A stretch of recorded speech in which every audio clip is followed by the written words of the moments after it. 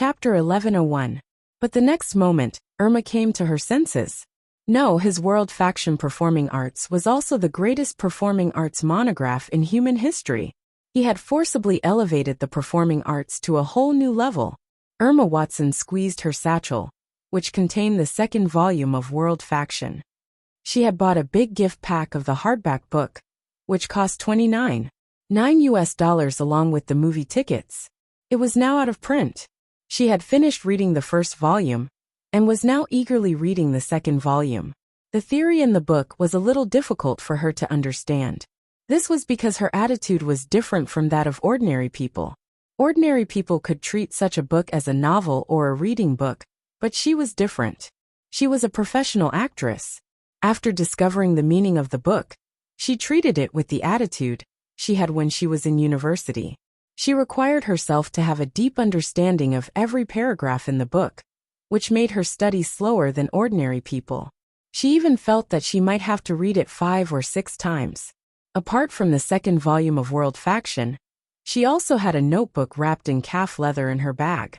It was filled with her notes. She felt that she might have to fill another 5 or 6 notebooks.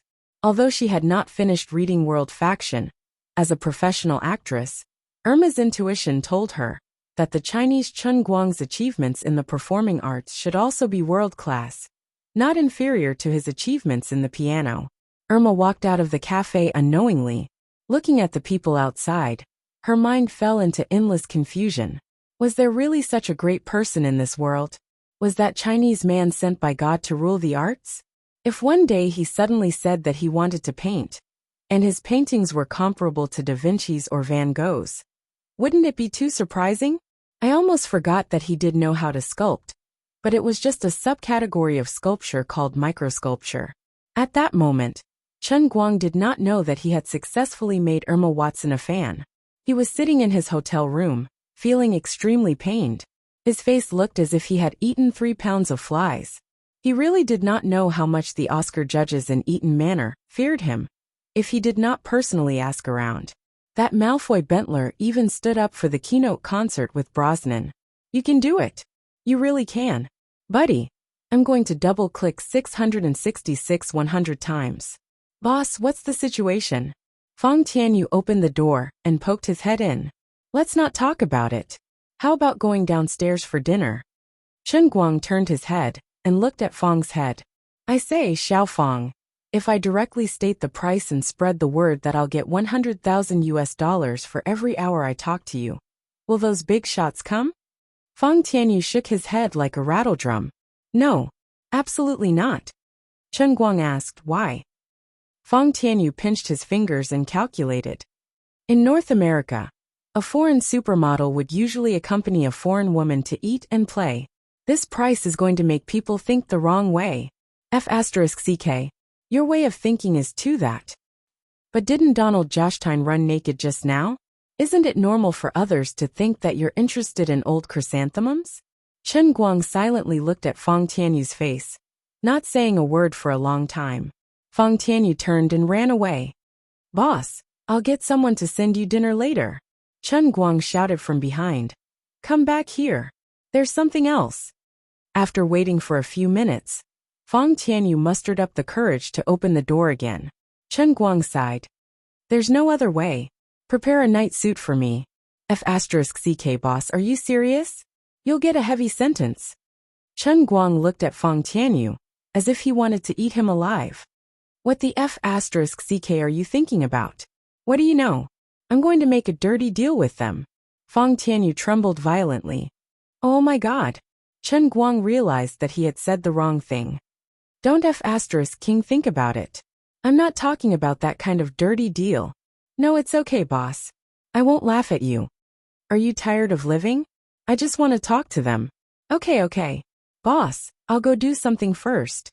In the end, Fong Tianyu turned and ran away. Chen Guang felt that after he was done with this matter and returned to China, he must find a suitable reason to improve the fighting skills of his 4 great warriors, especially Fong Tianyu and Lu Xiaoliang, who were in cahoots with each other. This is for your own good. If you follow me, you'll definitely be hated by others. If you train your skills better, You won't be beaten up by others on the streets. This is for your own good. Just as he was complaining, Feng Tianyu came back. Chen Guang laughed sinisterly. Yo, come Feng Tianyu. I suddenly feel that it's easy to make enemies when you follow me. Stick your head in here. I'll give you a buff, and teach you some self-defense skills. Feng Tianyu would not fall for this trick. Boss, I don't want 8 blessings. There's a beauty outside who wants to see you. Chen Guang's expression brightened.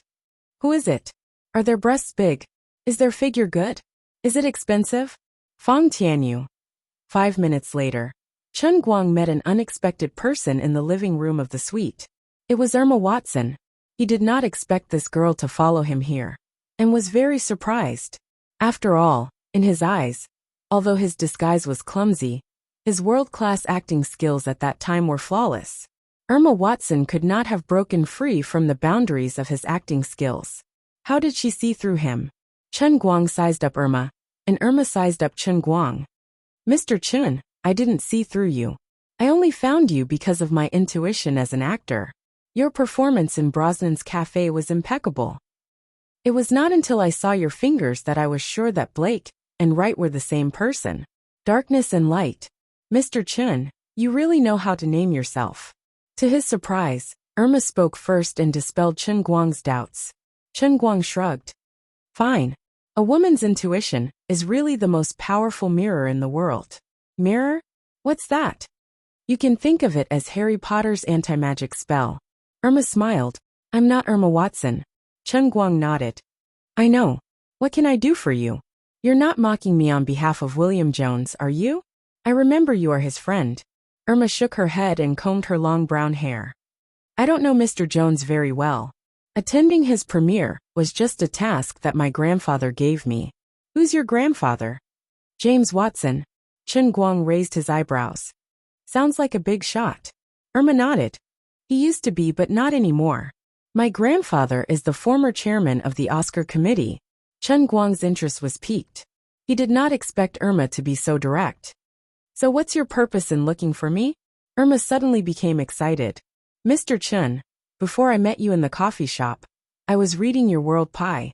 I don't care what other people think of you, but I feel that if you really wrote this book, your achievements in the performing arts are unprecedented. Although Chen Guang was often fawned on by others, he felt a little embarrassed when he was fawned on by an international friend. Furthermore, it was a long-haired lady who wasn't particularly stunning. Furthermore, she was the granddaughter of the previous chairman of the Academy Awards. Ms. Watson, you have good taste. Irma covered her mouth and laughed. Mr. Chen, you are as straightforward as people say. I used to think that you were rude, but now I understand that your confidence stems from your achievements. It's not rude. Chen Guang nodded. That's right. Those who look down on me are blind. Irma Watson nodded. That's right. My grandfather is also senile. I especially admire people who put righteousness before family. You can't lose justice just because of friendship. Irma nodded again. That's right. Also, I heard your performance in the coffee shop today. Do you know what they said about you after you left? Chen Guang chuckled. Irma, you're too polite. Just call me Wright. What did they say about me? They said that Mr. Chen is the greatest pianist in the last 100 years. You flatter me. I don't deserve it. Chen Guang was not being modest at all. He was just a human jukebox. Asking him to compose was asking for his life. The greatest pianist lived up to his name, but being an artist was a waste. Right, you know how to be modest. But I feel that ever since you came to America, you've been treated unfairly. I think this can't go on. It will become a stain on the history of art. Finally, Irma spoke the words that Chen Guang wanted to hear the most. Chen Guang let out a long sigh. Why didn't I know you earlier? There are so few reasonable Americans like you, Irma. I came to Princeton for this purpose, but they didn't want to see me. I'm so upset that I can't sleep. Irma suddenly felt uneasy. My grandpa's worries are not unreasonable. After all, Mr. Josh Dan, don't say any more. This is the idiot Donald's own decision. If he had told me earlier that he planned to fulfill his promise, I would have been the first to jump out and stop him. Chen Guang then told him about the bet between Donald Josh Dan and Tang Xiao. After Irma heard that, He could not help but laugh hysterically after holding it in for a long time. He only managed to catch his breath after a while and said, "In other words, this is Mr. Joshton's own decision?" "Nonsense. His body is so bad. Who wants to see him naked? Then you're really screwed by Mr. Joshton." "Of course. This is the biggest setback I've ever experienced since I started my career." Irma suddenly stood up and clenched her fists. "So, right, I want to help you." If Chen Guang was not afraid that he would accidentally attract girls abroad, he would have hugged her by the waist. This was the only real human warmth that he had encountered since he started his career in the North American film industry. "Wait a minute. I'll call my grandpa and ask him to come here." Chen Guang was puzzled. "Mr. Watson is also in Princeton?" "Yes, Grandpa is in the castle." Chen Guang looked down at the celebrity encyclopedia on his phone. "He likes to wear Mickey Mouse underwear." Yes, right, how did you know?" Chen Guang silently covered his face. "I really don't want to know. That's the nightmare of my life." After waiting for about an hour, Chen Guang and Irma had dinner together. James Watson finally arrived, but he refused to meet in the hotel room. He insisted on meeting in the park opposite the hotel. Helpless, Chen Guang and Irma went downstairs side by side. They sat on a bench in the park for a full 20 minutes before the old man sneaked out. In fact, Chen Guang already knew that he was hiding behind a bush not far away, secretly looking at him. However, he could not drag him out. "Irma, come over here. Stay away from him." Old James stood 5 meters away like a retired agent, waving at Irma from afar. At the same time, he looked at Chen Guang with a guarded expression. The two had to spend a full 10 minutes to dispel old James' suspicions. He burst out laughing like Irma.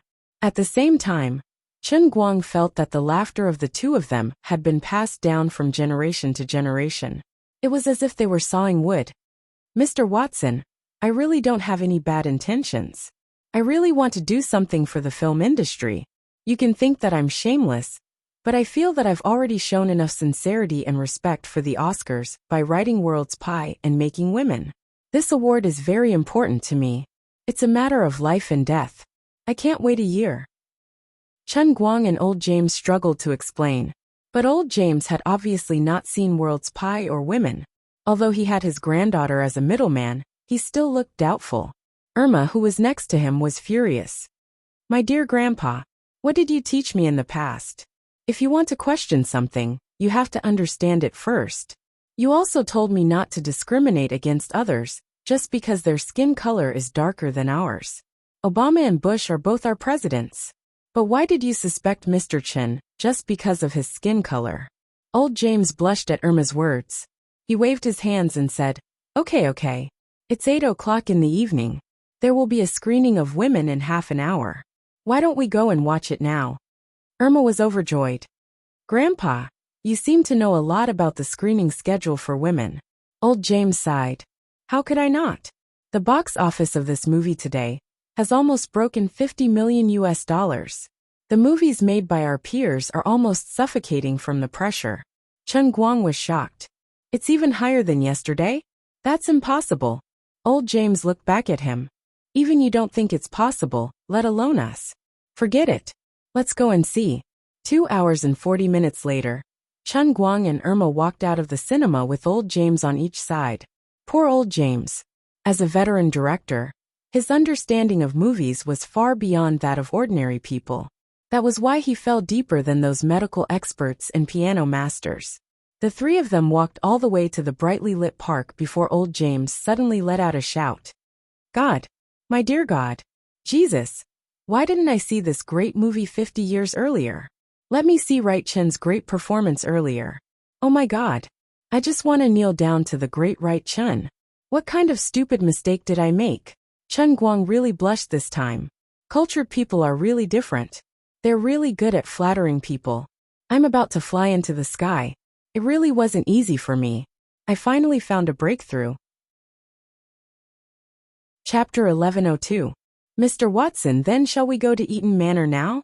After waiting for another 10 minutes or so, old James finally calmed down, and Chen Guang said excitedly. He couldn't wait to convince all the members of the Motion Picture Association. Whether it was the box office or the reputation, Women had reached the standard for the Oscars. However, Hollywood's seemingly fair selection was more complicated than expected. Otherwise, every film that tried to compete for the Oscars, especially the Best Picture, Best Actor and Best Actress, wouldn't have to spend tens of millions of dollars on public relations.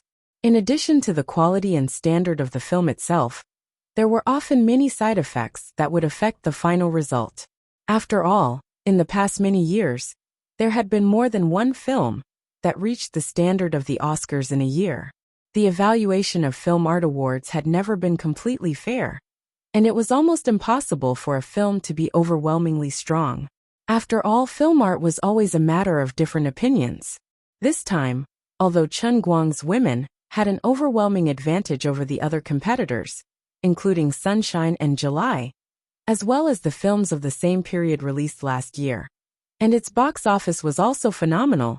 There were several blockbusters that had similar box office performance as women this year. However, the box office had never been an important criterion for the Oscars. It was far from enough to win an Oscar based on the box office alone. Chen Guang couldn't hope to cater to all the judges, but he had to at least rope in a few heavyweights among the judges. At least he had to get through the preliminary selection and get on the list of nominees. If he couldn't even get on the list, he wouldn't be able to win an award. "I'm sorry, Mr. Chen. I may not be able to agree to your request. We can't go to Eaton Manor now." Unexpectedly, after a short consideration, old James rejected Chen Guang's proposal. Chen Guang's expression changed slightly. He didn't quite understand, so he turned to look at Elma Watson next to him. Elma understood Chen Guang's meaning and asked, "Grandpa, why?" James Watson gestured for the two of them to sit on the park benches. "Mr. Chen, it's not that I don't want to help you. I also think that you're worth it. However, it has been almost 5 years since I left my post as the president of the American Film Association and the chairman of the Academy Awards Committee. Although the people in the association still respect me and respect my attitude because of my qualifications and reputation, I am no longer in office. I am just an ordinary judge." Hearing those words, Chen Guang instantly figured it out and asked, "Mr. Watson, you mean the current president?" Old James nodded, but then shook his head. "I don't have any conflicts with Fred, and he respects me very much. But at the same time, I have to maintain sufficient recognition of his authority. After all, I've already stepped down. Mr. Chen, do you understand what I mean?" Chen Guang nodded. "I know.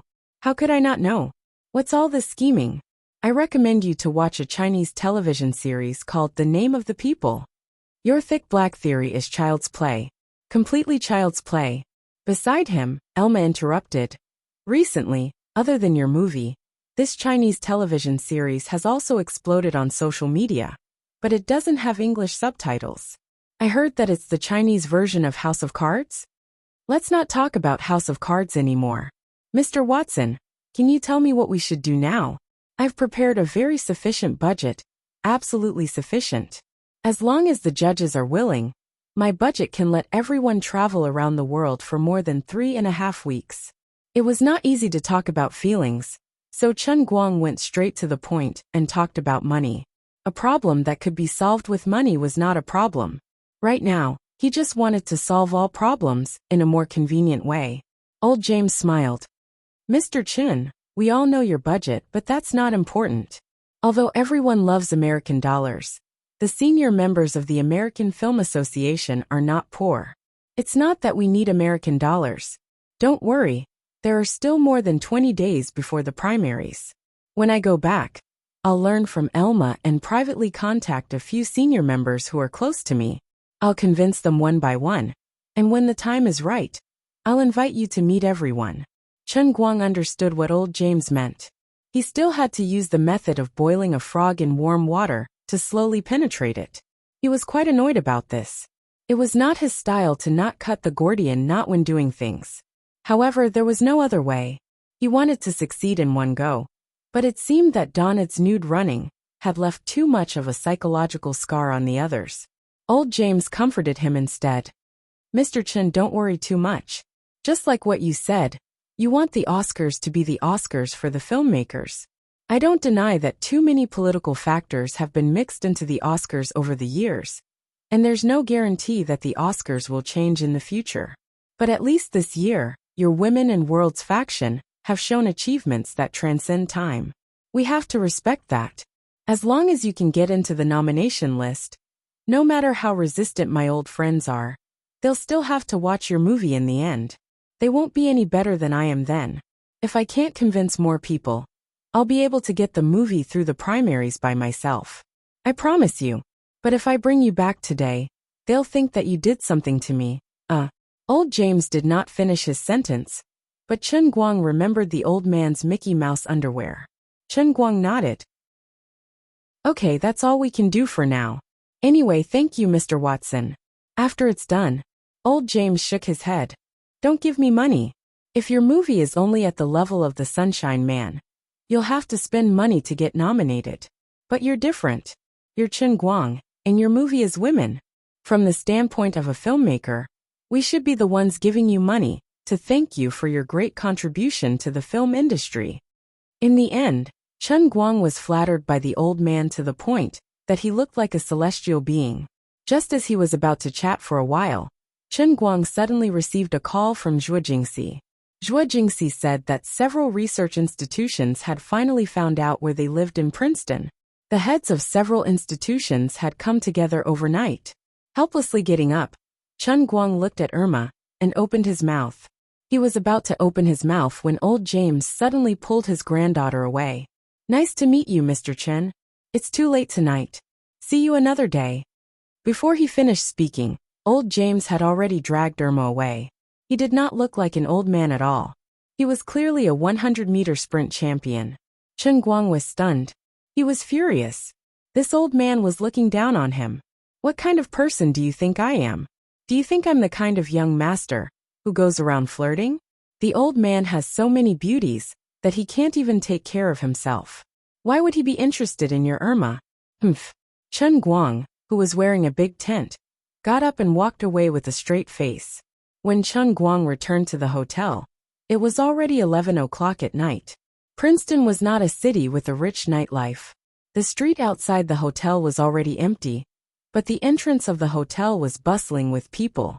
Finally, when Chen Guang appeared, the project leaders of major scientific research institutions almost burst into tears. Ever since they saw the molecular formula in the magazine the night before yesterday, they had not had a good night's sleep. Bravo and Wertzman knew what was good, and so did the heads of other major scientific research institutions and top experts. Everyone could understand the huge market behind this set of molecular formulas. That was why they had rushed here like crazy yesterday and tried to get in touch with the developer of the molecular formula, which was Zhuo Jingxi herself. Although Zhuo Jingxi was easy to deal with, she insisted that she did not own the intellectual property rights. In the end, the person who made the final decision was Chen Guang. The purchase of the equipment was easy to negotiate, but Zhuo Jingxi even tried to poach him on the spot. When it came to the molecular formula and the undisclosed molecular formula, as well as more intellectual property cooperation, Zhuo Jingxi began to push the matter to the back and forth. This made everyone very awkward and helpless. Many of the relevant heads of scientific research institutions did not expect that the Chen Guang that Zhuo Jingxi was talking about was Chen Guang, who had recently turned the American film industry upside down with women. After being rejected for a whole day, the heads of major scientific research institutions had no choice but to use the name Chen Guang. It was not difficult to find out who Chen Guang was. After all, he had appeared in the Princeton District Court and was on the news. Although the directors of the major research institutions almost thought that they were blind when they discovered that the two were actually the same person, they were all experienced people after all. They quickly calmed down and accepted the rather bizarre fact. It was not difficult to find out where Chen Guang and Zhuo Jingxi were staying. Soon, the major institutions confirmed where Chen Guang was staying. This was a market worth hundreds of billions of dollars. In this kind of business, things that could be done today should not be delayed until tomorrow. God knows who would be shameless enough to knock on the door at the speed of light. Hence, everyone rushed to the hotel that Chen Guang was staying in. But when they arrived, they awkwardly discovered that everyone else was thinking the same thing as well. The heads of the University of California, Cambridge, Oxford, Waseda, Rockefeller Laboratory, Lincoln Laboratory, Cavendish Laboratory, Sanchin Corporation, and other institutions, as well as the representatives of the American branch, were not willing to give in. The many scientific research institutions that originally only planned to cooperate privately had to face this very awkward situation. There was obviously no way to communicate privately, and it was likely that they would have to face a situation of public bidding. Chapter 1103. This was a rare experience for many of the major companies that had monopolized the world's technology. In the past, it was always others who rushed to their doorstep to seek cooperation with them. They were the ones who sat on the fishing platform and waited for others to give them benefits. It was always others who begged them to cooperate. Sometimes, they might take the initiative to extend an olive branch to others, but there had never been a situation where they would rush to someone else's doorstep after reading the news the day before, only to bump into someone else in the same industry. Everyone was like a shark that smelled blood. They were prepared to take advantage of the disparity in resources and information to snatch this piece of fat meat from the jaws of Prince's laboratory. However, when they arrived at the scene, they were not sharks at all. Everyone was clearly a group of pugs fighting for food. The people from Sanchin suggested that everyone leave today and hold a meeting overnight. This way, the giants could reach a certain degree of consensus in private, so that they wouldn't be at a complete disadvantage in the negotiations with Chen Guang. After all, practically all the major companies in the field of photocatalysis had gathered here. Since everyone had reached a consensus, they could naturally force Chen Guang's side to submit. They could grab Chen Guang's neck from the flow of industry talents, equipment, and raw materials procurement channels. This sounded wonderful. If the thing they were fighting for wasn't so hot, they might have reached an agreement. Unfortunately, no one was a fool. Everyone knew how the Koreans did things. They would hold a meeting here, and then they would secretly send someone to negotiate with the other party. They were despicable and sinister. By the time they came back to their senses, the other party would have signed an exclusive agreement with the other party at a lower price. This wasn't some random cabbage on the street. It was the result of photocatalysis. It was like the crouching dragon and phoenix of the Three Kingdoms period. Who dared to relax? Who dared to bet on whether the Koreans were moral or not? Also, not only did they have to be wary of the Koreans, they had to be wary of everyone. Most importantly, Chen Guang had heavy technology in his hands that could explode the entire industry. He was the leader. As long as he nodded, he could instantly create a giant hole in the so-called monopoly barrier formed by the major companies. When the technology level was completely crushed, the so-called industry barrier was a joke. F***ck off. Shameless Koreans. Go away. Stupid Koreans. In the end, the impromptu negotiation at the entrance of the hotel ended on bad terms. Everyone was suspicious of each other. Some of them even wanted to send someone out alone to search, but the others in the same trade would desperately stop them. However, on one matter, they reached a very mysterious consensus.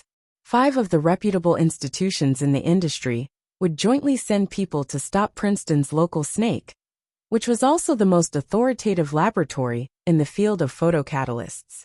As soon as Chen Guang's figure appeared at the entrance of the hotel, he was immediately surrounded by people. Chen Guang peeked into the crowd and was slightly disappointed when he didn't see Prince's men. He had originally planned to use this late, almost public bidding meeting to put some pressure on Prince, but in the end, no one came, so there was nothing he could do. Prince, you're not doing your best. This is your territory after all. Look at the attitude of others, and then look at your own performance. It's too disappointing. Do I really have to consider changing to another research institute? If it wasn't for the fact that Prince was indeed leading in the field of photocatalysis, Chen Guang really wanted to replace him. The current situation made him a little embarrassed. Forget it, I'll just try to talk to them first. I originally wanted to put pressure on Prince anyway. They can't be indifferent to the God-level formula. Mr. Chen, I'm from the Alamo Laboratory, at the University of California. Mr. Chen, let's talk. I'm from the Lincoln Laboratory at the Massachusetts Institute of Technology. Mr. Chen. Chen Guang was surrounded so tightly that not even a drop of water could trickle through. These people were either experts in the academic world, or the heads of various organizations and companies. They weren't as arrogant as they usually were, and they were as passionate as students asking their teacher questions. In Chen Guang's opinion, it wouldn't be a problem for him to receive more people, but his nose couldn't take it. This group of men is so unreasonable. You guys are obviously here to talk business. Can't you guys take a good bath first? Are you guys trying to kill me? Otherwise, can you guys send some good-looking girls to caress the old man? Although the old man was known in the pugilistic world as Lu Xiaohui, as long as the girls were beautiful enough, it was not impossible to talk to them. It was no wonder that Chen Guang in the crowd felt like he had fallen into the devil's den. However, he couldn't blame others for not showering. International people were born with a stronger body odor. Moreover, most of the people around Chen Guang were fat people with big bellies. Of course, the smell was very sour, like pickled cabbage in an old jar. Everyone make way. All of you make way for me. Can't you let me pass? Chen Guang wanted to escape from the crowd, but he couldn't reject the hospitality of these fellows. Although they were plump, their faces were pale, and he was afraid that he might accidentally injure them. In the end, he had no choice but to roar out. After finally escaping from the crowd, Chen Guang said immediately, "Don't push. Everyone don't push. I'll arrange the meeting room now. If you have anything to say, we can talk in the meeting room." After saying that, Chen Guang didn't care whether others listened or not. He rushed straight to the front desk of the hotel and asked the hotel staff to prepare. Then, Chen Guang handed over the task of entertaining people to the hotel staff with a $2,000 tip. He asked everyone to wait in the meeting room while he went upstairs to look for Zhuo Jingxi. Zhuo Jingxi had been waiting for him to come back. She was still awake. When Chen Guang knocked on the door, she had just finished organizing her documents. Opening the door, Zhuo Jingxi asked with a smile, "You're back? How's the discussion about the movie going?" Chen Guang was in a good mood. "It's good. There's progress. What are you busy with? If you want to sleep, you can sleep first. I'll go talk to them." Zhuo Jingxi shook her head. "I can't do that. You were the one who threw this to me, but I'm lazy and thin-skinned. I don't know how to refuse others, and I'm afraid of taking responsibility. That's why I pushed it to you. But I'll still attend this meeting." Chen Guang pinched Zhuo Jingxi's butt. "I say, why else would they wait for me in the middle of the night? Let's go. We can talk about this and rest early." "Wait a minute. This is the information I just finished organizing. Take a look first." Chen Guang took the things that Zhuo Jingxi handed over and spent 7 or 8 minutes quickly browsing through them. Zhuo Jingxi was very meticulous. In this document, she wrote very clearly about the current situation of the institutions that came to Princeton to participate in the competition in the field of photocatalysis. From the past results of the major scientific research institutions to their current facilities, equipment, and staffing, everything was there. It also included their next investment plans in the field of photocatalysis. "That's amazing," Chen Guang praised. Zhuo Jingxi smiled embarrassedly. "They took the initiative to provide it to me. I just organized it so that you could look it up. Unfortunately, it seems that Prince is still the strongest. The other institutions have some hardware and software gaps. It's okay. They're all pretenses. Why didn't anyone from China come?" Teacher Xu called. Gokyo University and the Chinese Academy of Sciences both wanted to participate, but their conditions were too different. I didn't dare to agree immediately, but I didn't reject them either. "It's okay. We'll go back and talk to them. Let's go." Chen Guang took the documents and went out first. It was almost 11:30 p.m. After a few steps he remembered something. "Didn't I say we don't want Wasita's people? Why are they here too?" Zhuo Jingxi shrugged. "Others don't know. But Wasita is second only to Prince. Are we really going to reject them directly? If we don't end up negotiating with Prince, we should be able to contact Wasita within 3 months." Chen Guang waved his hand. No, definitely not. I'd rather not talk to Wazita than Tongshan. Also, I won't talk to the Koreans. At this time, the people from Wazita and Sansheng were waiting excitedly in the conference room. They had no idea that they had sentenced Chen Guang to death in advance. The people from Wazita were the most miserable. At this moment, they were the most excited. Whether it was the cooperation conditions or the hard standards of their own laboratory. As long as Chen Guang did not choose Prince, they had an overwhelming advantage over other competitors. But what if Chen Guang was an unreasonable nationalistic youth? Chapter 1104. Zhuo Jingxi couldn't understand Chen Guang's inexplicable stubbornness. After all, as a researcher, if he wanted to make a real achievement in the field of knowledge, he had to have a tolerant mindset and boldness. Only by doing everything possible to learn and make use of all advanced resources and knowledge, could one's knowledge surpass the limitations of national boundaries and reach a higher level. Although there were countries for scientists, there were no countries for science.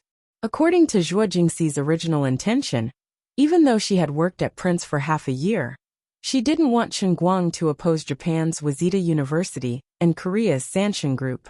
However, she had an almost blind admiration for Chen Guang, so even though she was puzzled, she didn't question him again. Chen Guang saw through her thoughts and took the initiative to explain to her in the elevator. Teacher Zhuo, I actually have a reason for doing this. Zhuo Jingxi turned her head and looked at him. She was quite touched that Chen Guang took the initiative to explain to her. This was the benefit of completely conquering a person's heart. Even such a small thing could move her. It's okay. I'll support you no matter what decision you make. No, being convinced and being convinced are two different things. Let's put it this way. I don't deny Waseda University's global reputation, nor do I deny their ability in the field of scientific research. The same is true for Sansheng. But one thing is very important. No matter how successful they are in other fields, in the field of photocatalysis, they aren't even worthy of carrying our shoes. The fundamental purpose of the cooperation between the two parties is to exchange benefits, but the other party can't provide us with the benefits we need. They can only get benefits from us. Zhuo Jingxi couldn't help but ask, but isn't it the same for Cavendish Laboratory, Cambridge and MIT? Chen Guang nodded. That's true. Then the problem is, we are the ones who take the initiative to give benefits to others. Our fundamental purpose is to better promote photocatalysis and realize our own life ideals. We are almost philanthropists, but if one or two of our partners ruin our mood, or even affect our interest and motivation to further promote technology, then not only will we not get benefits from the other party, but we will also be hindered. They may even become a stumbling block to technological innovation. Isn't there a need for such a situation? Zhuo Jingxi was stunned. She felt that what Chen Guang said was fallacious, but she couldn't refute him. His theory seemed high and mighty, but to put it bluntly, it was as simple as that. Working with Waseda and Sanmei will make him unhappy, and he will not do it. After all this time, this fellow was still willful. Also, it's true that I've never intended to sign an exclusive agreement with anyone. Whoever is willing to pay a satisfactory price, we can provide technical support for them. When the number of our partners increases to 5 or even 10, it doesn't matter if 1 or 2 of them are missing when you look at the world. In addition, although our 5 God-level formulas have an overwhelming advantage, before materials science completely catches up with the development, our production capacity is ultimately limited, and it is impossible to completely monopolize the era of products. It's meaningless to cultivate more partners. The other partners, including Prince and the Chinese Academy of Sciences, have their own profit margins and survival conditions. Their products will also be sold all over the world. Japan and South Korea have used technology monopolies to get a lot of money from us over the years, and we don't give them the technology, forcing them to buy our finished products. This is reasonable. Just like Sony, have they ever given us their camera imaging technology for free? Zhuo Jingxi said. It seems to be true, but they will also buy Prince or Cambridge products. They don't necessarily have to buy our products, right? Chen Guang shrugged. What does it matter? We will give more to others, and be more generous to the Chinese Academy of Sciences. Isn't that enough? Let's eat the meat first, and then let others drink some soup. The elevator door opened, and Zhuo Jingxi was completely convinced by Chen Guang. She replied to Chen Guang with a sentence that made him blush. You're amazing. You're so farsighted. I'm sorry, I don't deserve it. Chen Guang secretly wiped his sweat. Fortunately, the old man knew how to bluff, or teacher Zhuo would have found out that he was a 50-cent fanatic. The two of them entered the conference room, and the people in charge of the major technology companies and institutions all stood up. However, Chen Guang, who wasn't even 21, acted like an old man as he gestured for everyone to sit down with a smile. As soon as everyone sat down, people from many institutions rushed to speak first, intending to seize the initiative in the upcoming public competition. This should have been the most sophisticated technology exchange conference in the world, but in just a few seconds, it turned from a scholarly meeting into a noisy and chaotic market. If it wasn't for the fact that he couldn't put down his pride, Chen Guang felt that they would have fought on the spot. Quiet down. Everyone quiet down.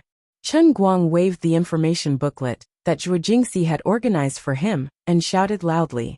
Seeing that no one paid attention to him, he had no choice but to slam the table heavily. Only then did he manage to control the situation. When the big shots finally quieted down, Chen Guang slammed the table again and said, Everyone stop arguing. It's useless. Everyone has the right to speak, but everyone here is a scholar and an elite from a major institution. You should know how to communicate the most efficiently, right? It's almost midnight now. Shouldn't we use the fastest efficiency to carry out the most public preliminary communication? It's impossible to reach an immediate consensus tonight. Then, our main goal now is to improve the understanding between both sides. Then, all of you can reevaluate our actual value. We also need to conduct a more comprehensive evaluation and consideration of your side. As for the real cooperation, we have to go back and talk about it step by step. So, everyone, please calm down first and complete the preliminary communication tonight as soon as possible. Then go back and rest early, right? The big shots first looked at each other and quickly calmed down. They all accepted Chen Guang's words in their hearts. But very quickly, they looked at each other in dismay, revealing astonished expressions. They didn't expect Chen Guang to be so mature at the negotiating table and completely control the situation with just a few words. After all, although Chen Guang was famous in the past, other than his personal achievements, the flaws in his character were very obvious. He was obstinate, self-opinionated, arrogant, and unbridled. He vividly displayed almost all the flaws in a young man's character. If it had been a slightly weaker young man, his character would have long since faded into the crowd, or perhaps he would have been beaten to death. So far, not only had Chen Guang not fallen, but he had also become more and more famous. The fields he had dabbled in were getting wider and wider. It could only be because of his unrivaled talent, not because of the so-called mature and prudent character. But after a few more words today, these big shots from the big organizations realized that everyone had been deceived by Chen Guang in the past. This guy had deliberately acted unfamiliar and immature in front of outsiders. But in fact, he was simply an old fox and experienced. This guy had hidden himself so deeply that it was terrifying to think about it. Mr. Chen is right. I agree. Everyone be quiet. Mr. Chen, why don't you let us introduce ourselves first? I'm from Wazida. Chen Guang suddenly interrupted him. I'm sorry, please leave. The old professor from Wazida was instantly stunned. Mr. Chen, why are you doing this? I'm an Inamoto. Chen Guang rolled his eyes. Don't you understand what I'm saying?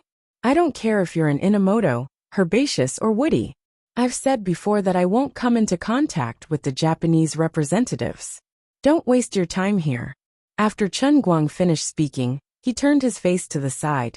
He looked like he was unhappy and did not want to talk to him. The eyes, nose, and mouth of the famous professor from Wazida, Junzo Inamoto, were all squeezed together on his wrinkled face. He was so angry that his face was red. He pointed at Chen Guang angrily. How can you be like this? Wazida is the world's leader in the field of photocatalysts. Your stupid attitude will make it difficult for you in the industry. Chen Guang still ignored him. But the people from the other organizations in the conference room could not take it anymore. You guys already have no chance. Isn't it a waste of time to pester here? What if he angered Chen Guang to the point that he decided to quit? If you guys don't want to talk, we'll talk. In addition, the other organizations were already very afraid of the people from Wazita. They all saw them as one of their core competitors. Now that there was one less competitor without any bloodshed, everyone was looking forward to it. Professor Inamoto, don't waste everyone's time. That's right. Mr. Chen has already made his position clear. Professor Inamoto, why do you have to do this? Let's go, Professor Inamoto. You've already embarrassed Wazita. Although they were all upper-class people, each of them was more venomous than the other when it came to adding insult to injury. When it came to personal interests, there was not much difference between a high-class person and a hooligan.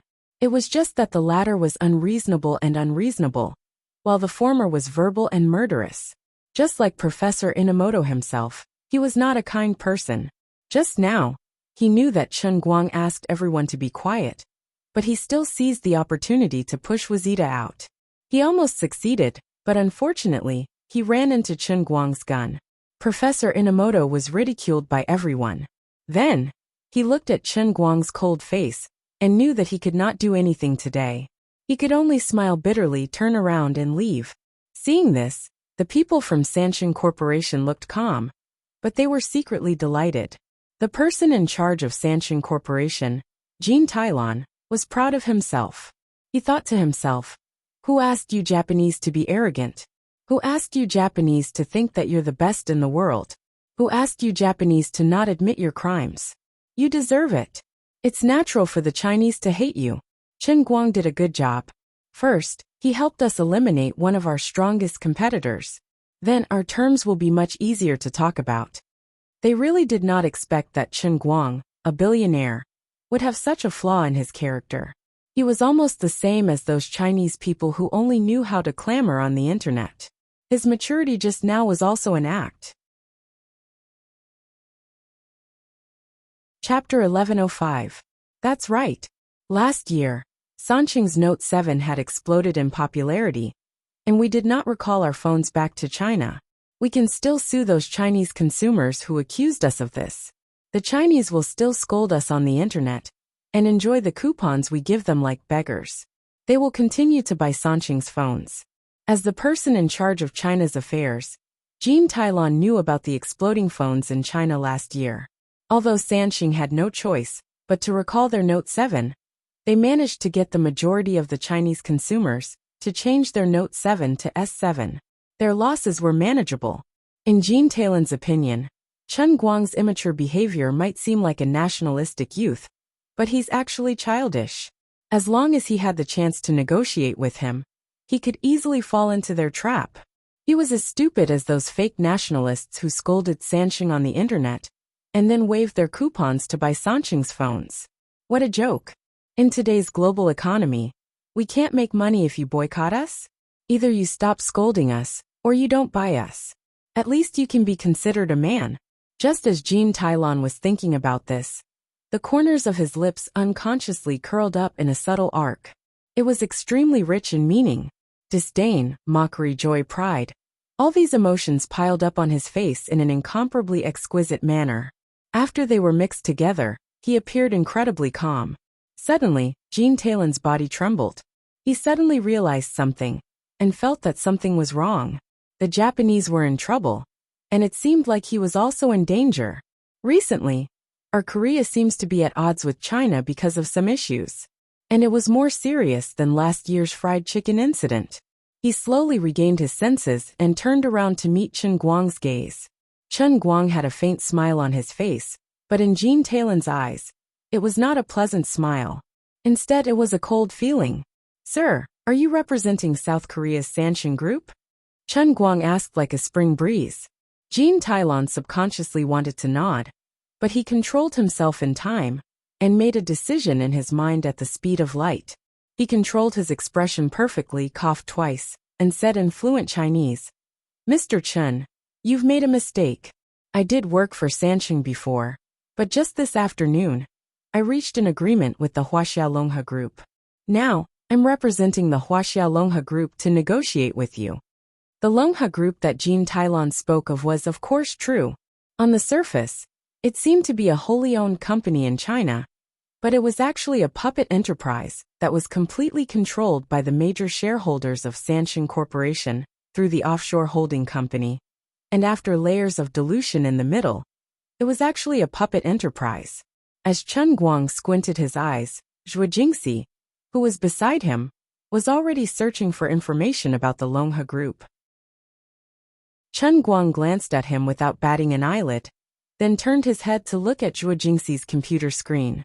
This Longhe Group was indeed a leading company in the field of materials science in the country. Although it was not a leading company, it was still one of the industry leaders. On the other side, Jean Tylon spoke again. Mr. Chen, I am a Chinese with a proper bloodline. This was also the best weapon for Jean Tylon to travel in China. Although his ancestral home was South Korea, he had been living in China for many years and could speak fluent Chinese. In addition, he also had yellow skin and black hair. Even his current household registration and nationality were Chinese, because of his Chinese wife. As long as he deliberately pretended to be Chinese, he could pass off the fake as the real one. He was not afraid of Chen Guang's investigation. He had studied at Yenjing University since he was in university, and he was admitted through the General College entrance examination in Liaodong Province.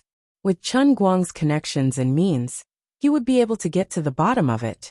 However, Jean Tylon did not think that Chen Guang would investigate such a small matter. As long as he got through the next few days and signed the contract, everything would be fine. There was no difference between Longhe Group signing a contract with Chen Guang and Sansheng signing a contract with Chen Guang. Now that everyone was in the eastern part of the United States, how could Chen Guang have the time to investigate? Chen Guang's narrowed eyes became smaller and smaller, almost forming a line. He looked as if his interest had been aroused. When the others in the conference room saw this, they panicked. Everyone cursed in their hearts. Jean Tylon, this shameless guy, was playing the sentimental card on the spot. Despicable. They were extremely anxious, but Chen Guang seemed to be completely unaware that he had fallen into his trap, and was still chatting happily with him. The others wanted to interrupt their conversation again, but they were troubled by Chen Guang's previous request, so they did not dare to speak rashly. They were so anxious that they could not control themselves. Suddenly, Chen Guang opened his mouth and said, "Which school is better at learning excavators?" Chen Guang also said this in Chinese.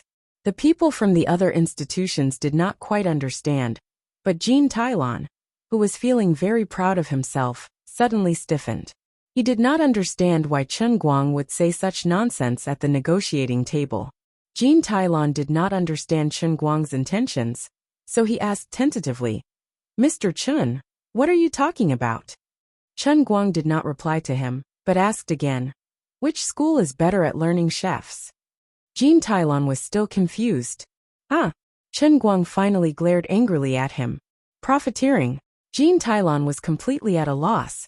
What are you talking about?" Chen Guang waved his hand. "Get lost. Why are you pretending to be Chinese?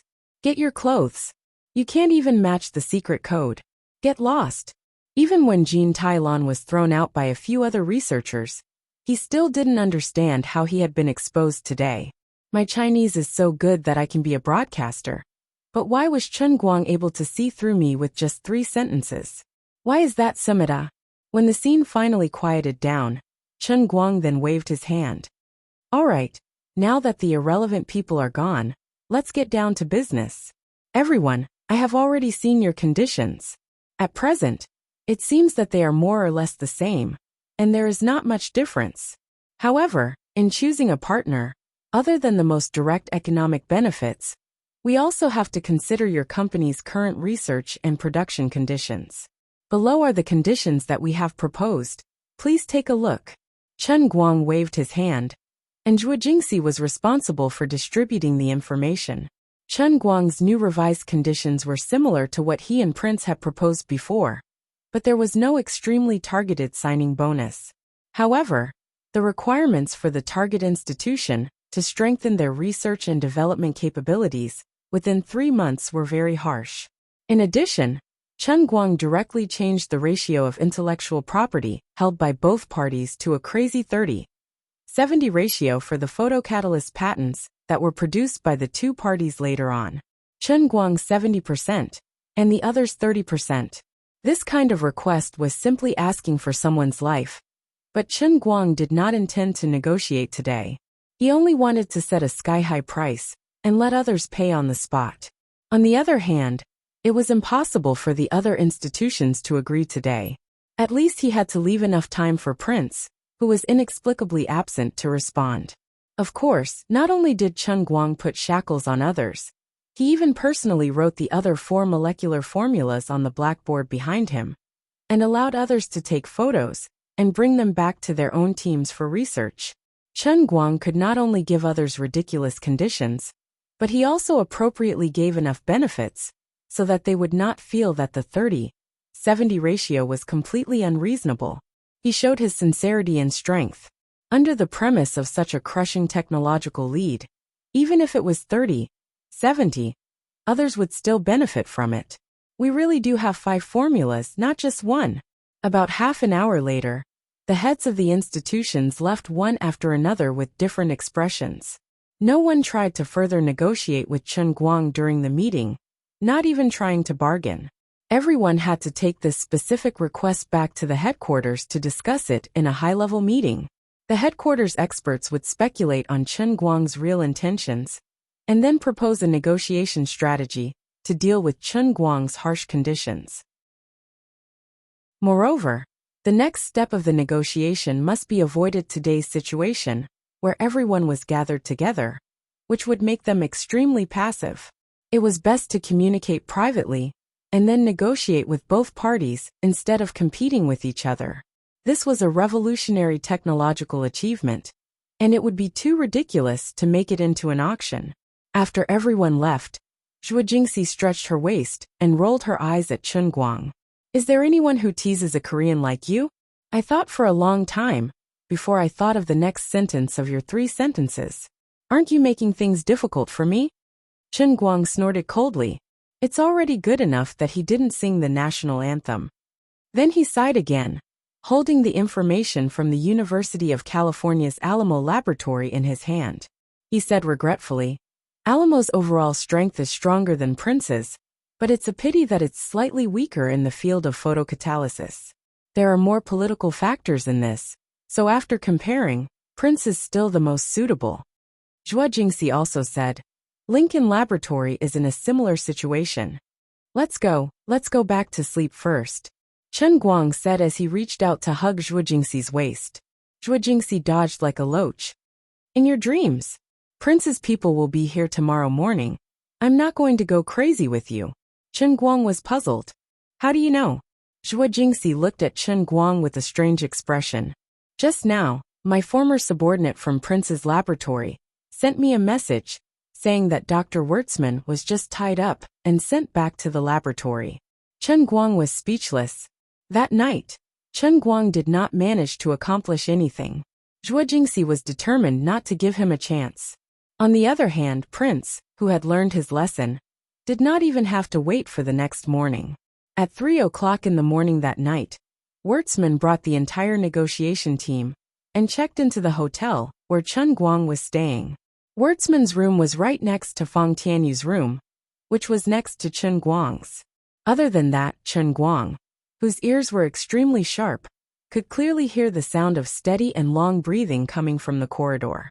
Not only did Dr. Wertzman bring a technical team and a negotiation team, but as a local tyrant, he even brought along a team of bodyguards. They did not go anywhere, they just guarded the corridor and did not sleep. They guaranteed that when Chen Guang opened the door tomorrow morning, he would see Wertzman's wrinkled face. Spicy chicken shredded. Wazita, Lincoln, Alamo, Cambridge, and Sansheng. All of you are messing with me. If I don't show some strength, you all will think that Prince is a local tyrant for nothing. Wertzman's trip this time was a military order to Bravo. If the negotiation failed, his photocatalyst project team would be gone next year. Stop researching photocatalysis. Go research genetically modified potatoes. Chapter 1106.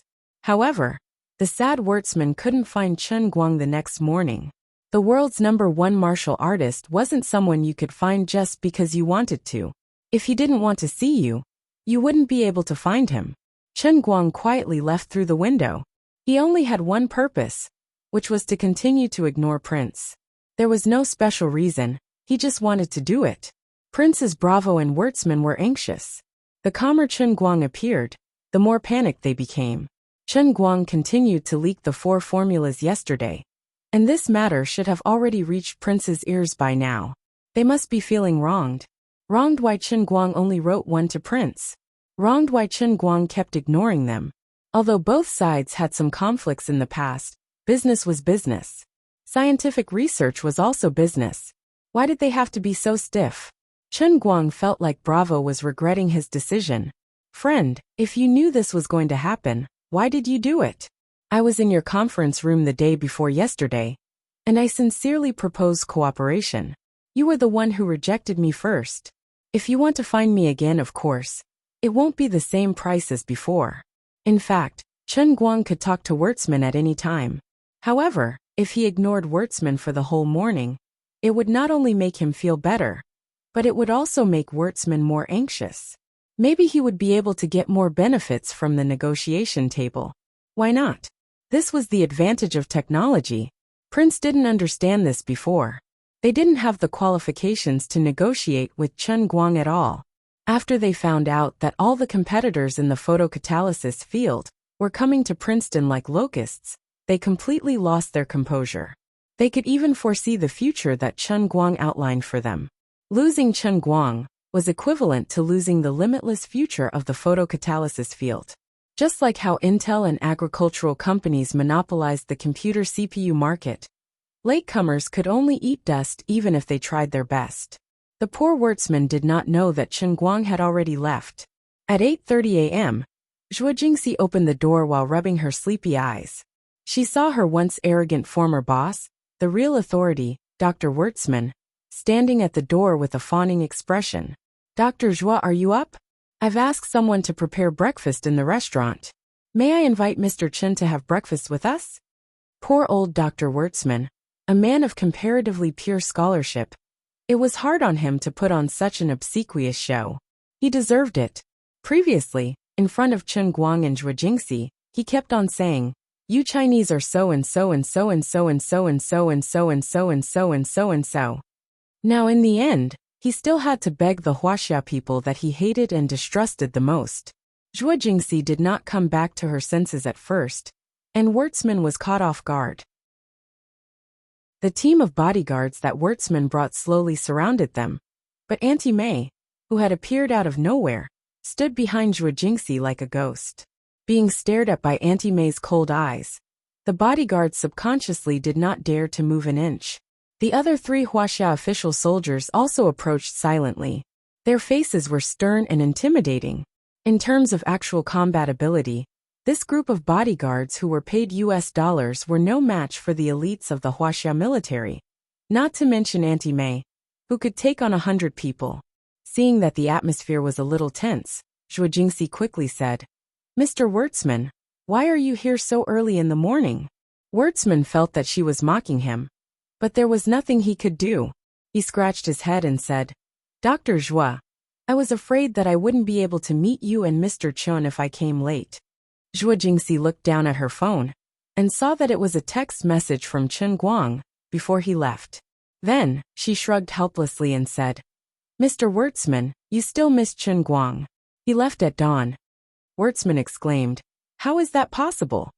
I had people guard the door. I didn't see him come out." Zhuo Jingxi placed her phone in front of Wurtzman. Chen Guang had already expected this, and the text message was even written in English. "I don't know why, but I suddenly don't like this window. I really want to jump down from it. I'm going out to do something. I'll be back later." Wurtzman felt a little uncomfortable. "You're crazy. Did the window offend you?" "Hey, Mr. Wurtzman, I'm really sorry. I don't know what's going on in his head." Wurtzman's old face scrunched up, and his facial features were almost unrecognizable. "Dr. Zhuo, shall we go for breakfast?" Zhuo Jingxi sighed. "Dr. Wurtzman, I know what you're trying to do. We talked to people from other organizations yesterday. But this matter can only be decided by Chen Guang. If he's not here, nothing I say will matter. But aren't you the developer? Don't you have any say in this? Wertzman expressed his disbelief. Zhuo Jingxi smiled. If I told you that he's my real teacher, you definitely wouldn't believe me. But it's true that I have no say in this matter. I don't even have the right to make suggestions. Zhuo Jingxi used the Chinese Tai Chi fist to push the blame to other people. Of course she had the right to decide. If she insisted, Chen Guang would not object to her giving the patent away. But now, she had to cooperate with Chen Guang and put on an act. Zhuo Jingxi also felt the thrill of revenge in her heart. She had made things difficult for Wertzman when she was working at Prince. And the day before yesterday, Wertzman had also been very rude to her. This is karma for you, the great Dr. Wertzman. When it was noon, Chen Guang whistled as he slowly walked back. He went to many places in the morning. First, he disguised himself and went to the Eaton Manor. He still looked the same as before. There was some bad news. His main competitors, William Jones, Ben Affleck, and several other leading actors of the Olympic Games, all came to Princeton. They shamelessly moved into the Eaton Manor. But there was also good news. Mr. James Watson, who he had painstakingly recruited in the American Film Association, did not go back on his word. That morning, he took 2 or 3 other old men and left Eaton Manor like thieves. Then they quietly snuck into Princeton cinemas like 007. Old James tried his best. Even though it was his second or third time watching women, he was still deeply immersed in it. However, he had to grit his teeth and support his old friend, who was also immersed in the film by his side. In order to keep it a secret, he didn't even ask Irma to help. He was relying on his old bones. Compared to the other people in the Film Association, James was obviously a purer person. In the beginning, he believed in other people's slander and subconsciously resisted Chen Guang. However, after Irma pulled some strings and personally went to the cinema, he went back and read the first volume of World Faction that Irma gave him. He immediately came to his senses and became Chen Guang's water supply. He decisively began to help Chen Guang build connections. The reason was that James Watson was more simple-minded than the other members of the Film Association. Everything he did was for the sake of the film, not his personal interests. When Chen Guang's silhouette appeared in the hotel, Wertzman, who had been waiting outside, immediately noticed it and charged down with his men. Chen Guang was waiting for the elevator. When the elevator door opened, Wertzman walked up to him with a stiff smile on his face. "Mr. Chen, you're back? We've been waiting for you for a long time." As Wertzman spoke, he tried to shake Chen Guang's hand. Chen Guang quietly dodged and put his hands behind his back. He looked at him warily. "Who are you?" Wertzman's smile froze on his face. "Mr. Chen, please don't joke around." "Who's joking with you? Who are you? Get out of the way." Wertzman felt a headache coming on. "It's me, Dr. Wertzman from Prince. Didn't we just meet a few days ago?" Chen Guang acted as if he had a sudden realization. "Oh, you're the Dr. Wertzman who said that Chinese people are used to being thieves?" Wertzman almost vomited blood on the spot. "Can you not be so narrow-minded?" "No, I didn't say anything like that, Mr. Chen. I'm here to talk business on behalf of Prince. I'm very sincere, unprecedentedly sincere." Chen Guang didn't want to talk nonsense with him. Instead, he put on a straight face. "Is that so? Sincere? Why didn't I feel it?" Wertzman's hands trembled. His face turned from white to red, and then from red to black. He was, after all, an absolute authority in the field of photocatalysis, and even in the field of materials science. Today he had endured it again and again, and now he was about to explode. Chen Guang was expressionless. He even decided in his heart that if Wertzman continued to act tough, he would really sentence Prince to death. "Your so-called sincerity isn't just coming over here and smiling apologetically. Your apologetic smile isn't even on the point of the problem. I've already pointed it out for you, but you're still acting dumb. You don't even know how to act. What kind of sincerity is that?" After a long while, Wertzman finally forced himself to calm down and lowered his noble head. All right. Mr. Chen, I'd like to formally apologize to you for the inappropriate remarks I made about Chinese people a few days ago. Chen Guang tilted his head. You don't seem to be very willing? Then what if I tell you that I think white people are arrogant and rude? White people's civilization is a civilization of destruction and plunder, while our Chinese civilization is a civilization of construction and creation. China's current backwardness is only temporary. Sooner or later, white people will become second-class citizens. Are you willing to accept that? Wertzman's face fell. Chen Guang shrugged. Look at your situation.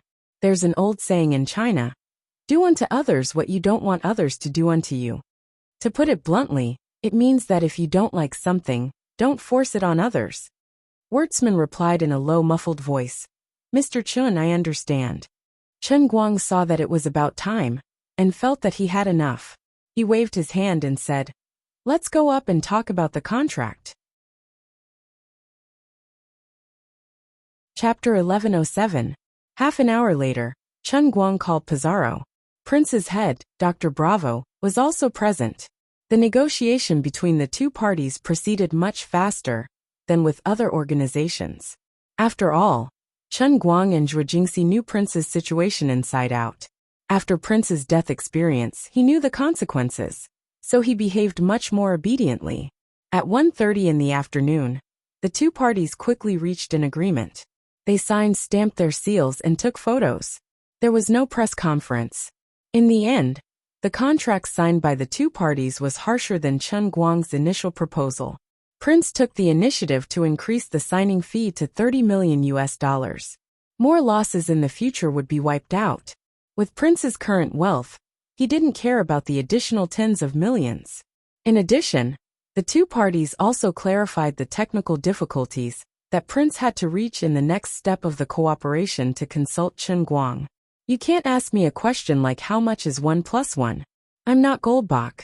Of course, as Prince, they didn't want to rely on Chen Guang and Zhuo Jingxi for nothing. This was because Chen Guang forcibly increased the intellectual property ownership of the two parties to a 60-40 ratio. Chen Guang had 60%, and Prince had 40%. Almost all the research costs of the intellectual property created under this situation were borne by Prince. It was likely that for Chen Guang, it was as simple as a few words or a few pages of calculations. But according to the contract between the two parties, as long as Chen Guang participated in a specific project, Prince had to pay the price. At that time, there would be separate contracts for each specific project. This was the benefit of a technological lead and monopoly, just like how each iPhone could bring hundreds of dollars of profit to Apple. But the OEM responsible for the assembly would only make a few dollars of profit. After finally signing the agreement, Bravo and Woltzman were both happy and worried. He was happy that he had finally settled this troublesome matter. Regardless of whether he was happy or not, at least he was on board now. With this layer of relationship, he could repair it in the future and further strengthen Prince's current facilities and equipment advantages in the field of photocatalysis. In the future, Prince would always be able to continue to benefit from it, and the previous billions of dollars of investment would not go to waste. They were worried that they tried to ask for an exclusive agreement, but were rejected by Chen Guang. His words were very gentle, but if one were to simply refine them, they could roughly be summarized into these 6 words of mantra. Sign if you want, get out. What could Bravo and the others do? They were angry, but they still had to smile. But Prince's men were quick to rejoice. At this moment, Cambridge, Rockefeller, Lincoln Laboratory, and Alamo Laboratory were all discussing how ridiculous Chen Guang's conditions were and how unacceptable they were. They were trying to figure out how to bargain. In the end, bad news suddenly came from the other side, like a bolt from the blue. Prince's laboratory, which was blocked from the public meeting yesterday, finally took the initiative to negotiate with Chen Guang. They took the initiative to accept Chen Guang's harsh conditions. Now they were one step ahead. The people in charge of the major scientific research institutions in Princeton almost fainted on the spot, but they quickly recovered because Chen Guang released news. They didn't sign an exclusive agreement with Prince's laboratory. This meant that everyone still had a chance. Therefore, In the next few days, the major scientific research institutions that refused to give up took the initiative to go to the door. They didn't care whether they were passive or not. They just wanted to settle this matter. It didn't matter if they didn't have an exclusive agreement. At least they couldn't fall behind. Unfortunately, as the latecomers, they had to face more stringent conditions than Chen Guang's. This was understandable. After all, Chen Guang signed a contract with them for free. In addition, they were more or less behind Prince's laboratory in terms of hard and soft conditions. In the next step of technical cooperation, they were indeed more dependent on Chen Guang than Prince. This time, Chen Guang really did not have to do anything. He only gave a general scope and threw all the specific matters to Zhuo Jingxi. Fortunately, Fang Tianyu was there to help. In terms of legal counsel, Pizarro also officially signed a contract with Tianguang Group on behalf of the Baker law firm, becoming an official consultant for Chen Guang's Tianguang Group in North America. After a few days of negotiation, other than the most miserable Wazita and Sanshin Group, the other scientific research institutions signed contracts with slight differences in details. The weakest research institution would have to face the most stringent contracts. In short, they would lose their rights and humiliate the country. For those who were slightly stronger, it was 5 to 3. 5 Alamo and Lincoln, on the other hand, got 2 points and 8 points, which were envied by others. Prince's laboratory, who was originally wronged, heard that other people signed contracts worse than them, but they were still the happiest. Bravo and Woltzman immediately calmed down. As long as there are people worse off than us, we are happy.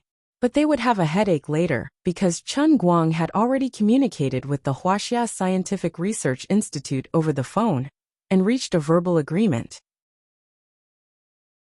The contract Chen Guang was going to sign with the Huaxia Scientific Research Institute was also a 3 to 7, but it was Chen Guang taking 30% and the Huaxia Scientific Research Institute taking 70%. Chen Guang had no choice. In front of his own people, he was just that honest. He knew a little about the business rules, but he didn't particularly care. Anyway, he was certain that he couldn't lose out. The most important thing was to be happy. I'm happy, I'm willing, that's all. At that time, Chen Guang only confirmed one thing with Zhuo Jingxi. Through his personal connections, he helped Hualing and Zhongyu buy plane tickets from Beijing to New Jersey as quickly as possible to help Zhuo Jingxi. He wanted to use the resources of the laboratory to complete the production of the 5 God-level formulas as quickly as possible. In addition, Chen Guang also chatted with Auntie Mei for a while and gave her some pointers on martial arts. After all, he was the sect master of one of the 27 sects, the Rose Flower sect. Although it was an arrangement from the headquarters, Chen Guang still had to express his gratitude to Zhuo Jingxi, despite being an ex-director of the Rose Flower sect. Aunt May was naturally overjoyed. Although she was already at the pinnacle of the skin energy realm, there was still someone stronger than her, like Wen, who was in the literature grandmaster realm.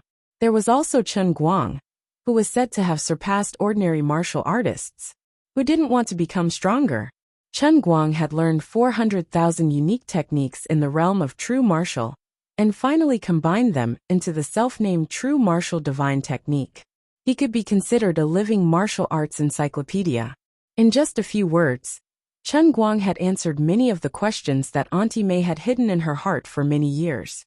Every time Chen Guang enlightened her, Auntie Mei would think hard for a long time, and then be suddenly enlightened. The two of them chatted for about an hour. The spirit, energy, and spirit in Aunt May's eyes became much more condensed, and the aura that she exposed to the outside also became more restrained. She actually showed signs of returning to the original state. Thank you, Director. It's very beneficial to me. I will never forget Director Bureau Chief's great kindness, Auntie Mei said with a slightly emotional tone. Chen Guang put his hands behind his back like a master. Auntie Mei, you don't have to thank me. It's also because you have been stuck at the peak of Pai Jing for too long. I just happened to be here and answered some of your questions. If it was a martial artist at the level of Bone Jing, it would be useless no matter how much I gave her. Auntie Mei said, it's easy to say that it's good to have a good foundation, But the most difficult thing is the opportunity at the most critical point. In the whole world, only you can do it, director. Chen Guang felt very comfortable. Auntie Mei, you're too kind. Zhuo Jingxi came downstairs and was about to go out again. Auntie Mei said, "Then I'll go protect Miss Zhuo again." Chen Guang said, "Wait a minute." Auntie Mei turned around and was puzzled. "What else does director want?" Chen Guang waved his hand. Nothing. I just forgot. Let's talk about it next time." After Auntie Mei walked far away, Chen Guang confirmed again and again. He thought to himself, "I heard that Auntie Mei is not young anymore. Are the teeth in her mouth fake?" Recently, Chen Guang had become a lot more cunning. He was actually doubting what Auntie Mei said about never forgetting. For Chen Guang, the biggest news came from the other side. After waiting in boredom for 4 whole days, there was finally good news from Eaton Manor. The big shots from the American Film Association had been on a vacation in the Eaton Manor for 10 days. They had done enough work, but Chen Guang was still in Princeton, which made them feel like they were sitting on pins and needles. After some deliberation, they decided that it was about time for them to officially go home. They didn't achieve their original goal of hiding. They didn't know how their whereabouts were exposed, but Chen Guang followed them, which was a pain in the ass. Now that their goal was completely ruined, they might as well go home. Of course, they also thought that it might be a bad coincidence. After all, Chen Guang went to the district court on the second day. He came to Princeton and caused something big. This made many senior judges of the Film Association confused. They thought that Chen Guang might have come to Princeton to deal with the photocatalysis issue that had been going on for the past 2 days. Because of this, they scolded President Fred, who decided to come to the Eaton Manor.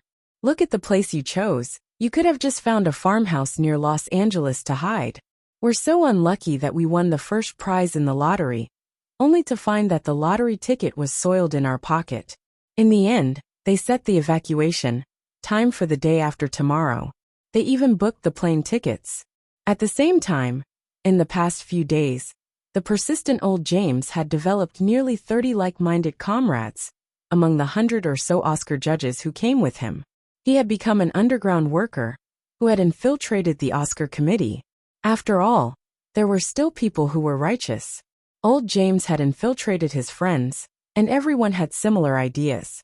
After discovering the great contribution that Chen Guang had made to the film industry, these nearly 30 people each had 2 copies of World Faction and became Chen Guang's secret fans.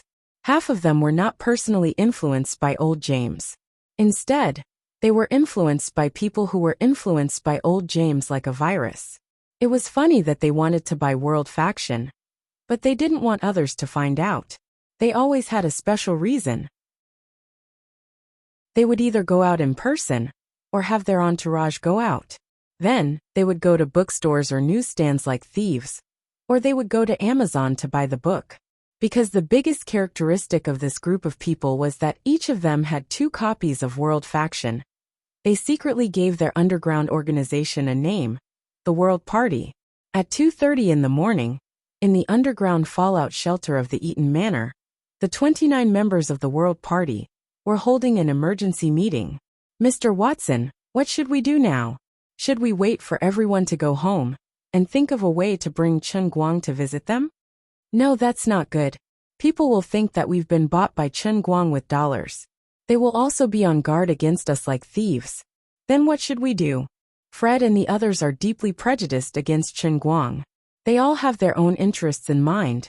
We have to take drastic measures. Mr. Watson, how do we use strong medicine? We have to create a public opportunity for Chen Guang to show his talent in front of everyone and convince them. That way, they will have no choice but to put aside their interests, and we won't be criticized." How is that possible? There are more than 80 people. They don't really love movies. Friends, have you forgotten the other actors and women? Have you forgotten the theory of World Faction? We will all be dragged into the movie through the screen. If Chen Guang shows his artistic talent in front of all of us, then I think everyone will be dragged into his world of acting. The first batch of members of the World Party fell silent. They felt that James Watson's judgment was reasonable and well-founded. Then let's do it. The day after tomorrow. Tomorrow? That's right, tomorrow. Let's hurry up and set up the stage outside the gates of the Eaton Manor tomorrow. James Watson stood up agitatedly and said, I'll get Chen Guang to prepare now. Let's perform Romeo and Juliet. That's good. That's right.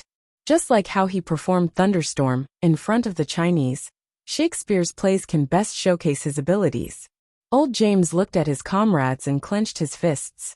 Brothers, let's do it. For the movie. For the arts. Everyone raised their arms in unison, then lowered their voices and spoke excitedly. For the movie. For the arts. When Chen Guang received the call from old James, it was already past 3 in the morning. However, he instantly regained his senses and was in high spirits. Old James was worried that he would not be able to memorize the script of Romeo and Juliet in time, but Chen Guang had no problem with it. Back when he was learning acting, he had even self-destructed once for this movie. He could recite it backwards.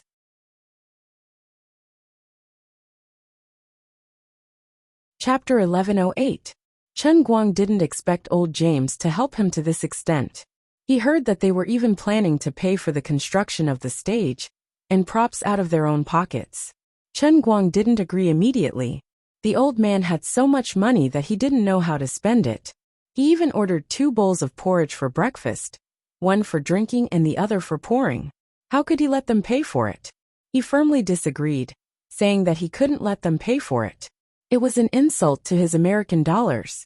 He could hear his wallet crying. It was being looked down upon. He also said that if they decided to do the stage play today, they would start work tomorrow. Although the stage setting could be simplified, it was in such a hurry. The costumes and props would definitely cost a lot. I'm short of everything but money. He was so persistent. Old James also heard about him knocking on Prince's lab during the day, so he didn't insist and agreed to his request. Right, the stage costumes and props are easy. I know the most classic version of the stage play like the back of my hand, but am I going to act alone? Chen Guang thought about the role again. Old James said proudly, Don't worry. Although my granddaughter Irma isn't famous and is just a fledgling movie actress, I can assure you that she is one of the best stage actors in the United States. But I can assure you that she is one of the best stage actors in the United States. Her graduation gift from the Watson family was Romeo and Juliet. Otherwise, we wouldn't have agreed to let her quit her job as a lawyer and become an actress. Irma's face appeared in Chen Guang's mind. She wasn't stunning, but her temperament was very compatible. She had the air of a noble lady, and her appearance was relatively pure and beautiful. It was very much in line with Juliet's character. All right, thank you, Mr. Watson. Does Irma remember the script? You're welcome. I'll call her right away. She has a good memory and has practiced Romeo and Juliet more than once. No problem, she's the most professional. Thank you very much, thank you very much. See you tomorrow. In the end, Chen Guang managed to restrain himself. Just now, he almost asked old James if he could add a little more passion. The next morning, the 29 members of the World Party walked out of their rooms, one after another with dark circles under their eyes. At first, when they met non-gay members of the Film Society, it was awkward and awkward. Hey Mr. Damon, what happened to you? Did you have a nightmare last night? It's fine. This year's nomination round is about to start. I watched a few films recommended to me by my friend last night, and accidentally forgot the time. Mr. Damon, you are so dedicated.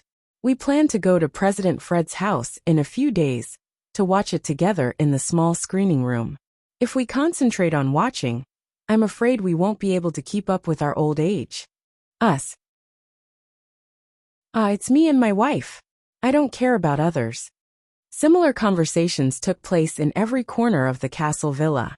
Some sharp-witted people could sense that something must have happened last night, but old James and the others were tight-lipped and determined not to tell anyone. The members of the World Party that old James had roped in were the real veterans of the association. Although they were old and most of them did not participate in the actual management of the association, their reputation and prestige were still there. They also had students all over the world in the industry and had a resounding reputation. They had given real power to young and vigorous people like Fred, but their influence had never weakened. To put it nicely, these people were veterans of old authority. To put it bluntly, they were a gang of old hooligans that others could not afford to offend. Although everyone knew that this group of old seniors with dark circles under their eyes must have done something last night, no one dared to interrogate them if they did not take the initiative to say it.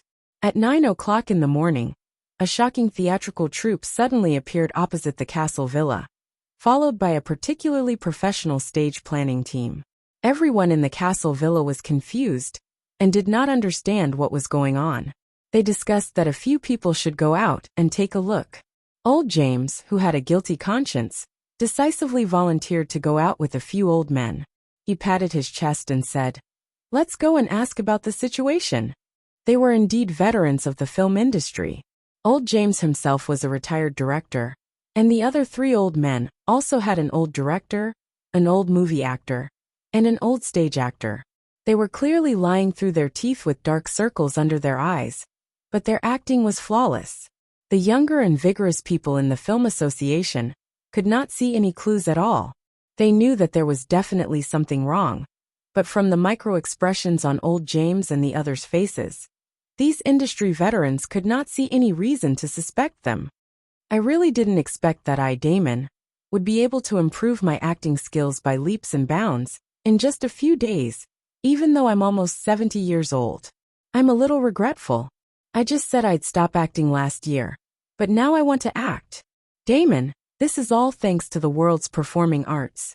Didn't you see Malfoy and Fred fooling us silly? Ha ha ha. Mr. Watson, we really have to thank Mr. Chin later. Old James, who was leading the group out of the castle, still had an angry expression on his face. However, he said, "She'll keep your voice down. We're not done yet. If someone hears us, we'll be in trouble." After walking out of the castle, old James arrogantly grabbed the head of the troupe and scolded him. However, the person who had called the head of the troupe last night was actually him. The head of the troupe also had a fawning look on his face as he explained everything. After a long time, old James walked back with a satisfied smile on his face. Fred and the others, who were standing by the window on the third floor of the villa, saw this scene clearly. Mr. Watson and the others really aren't playing tricks? President Fred, what are you thinking? What could the old president be up to? After waiting for 2 minutes, old James and the others went upstairs with smiles on their faces. Old James said with a smile, "Fred, the person leading the other side is Powell Kinnon's student, Ginter Cameron. He's the head of the Princeton drama troupe." President Fred nodded respectfully and said, "Old President, you've worked hard. I know Ginter Cameron's name, but this is the first time I've seen him. What is he doing?" "It's not a big deal. Ginter Cameron heard that we're leaving tomorrow, and has been very regretful that he hasn't officially visited us these past few days. He feels very bad about it. There were some very special reasons before. Everyone knows that Ginter knows that we don't really want to go out, but now it seems that things have changed. Recently, Chen Guang's attention has been switched to that strange photocatalyst thing. He's been having a big fight with Prince's laboratory. Ginter thinks that we shouldn't be so afraid, so..." A member of the World Party behind Fred, who also had dark circles under his eyes, angrily interrupted old James. "Old James, what are you talking about? When have we ever been afraid of the Chinese? If you want to be afraid, you should be afraid. I, Foreman, have never been afraid of anyone. Idiot. Coward." Old James cursed in his heart. This shameless old Foreman must be taking advantage of him verbally. Of course, he could also be too immersed in his role. Okay, Foreman. I know you're the bravest person. You're as brave as a boxer. I especially like the way you look in your navy blue boxers." Old James was mocking the way Foreman looked when Chen Guang came to the castle for the first time a few days ago. Foreman was only wearing a pair of blue boxer briefs and curled up in the shelter. Old Foreman's pale face instantly turned red. "Old James, do you want to get beaten up? I'll let you have a taste of my fist." As he spoke, he was about to rush forward, looking like he couldn't restrain his anger. Old James was also a hot-tempered person in the past. He was not a kind person. He rolled up his sleeves and rushed forward. "Come on. Do you think I'm afraid of you? Fred, Damon, Malfoy, and the others spent a lot of effort to pull these two angry old lions down. They were all sweating from exhaustion. Foreman, who hadn't been able to show off his boxing skills, left in a huff. Old James tidied up his appearance while explaining to Fred. It turned out that in order to express his respect for the Motion Picture Association, Gene Cameron had meticulously prepared a classic stage play, Romeo and Juliet. He had been preparing for this a few days in advance. He had planned to send out a public invitation after everything was ready, but he didn't expect them to leave so soon. That was why he hurriedly brought people to set up the stage early in the morning. He was ready to start in the evening at the latest. After listening to old James, Fred muttered, "So that's how it is?" Old James nodded. Of course. Everyone knew that we didn't dare to go out, and it wasn't convenient for them to ask us directly. So Gene Cameron decided to build a stage opposite our villa building. We only need to walk out of the villa. Malfoy Bentler, who was next to him, said, "That's perfect.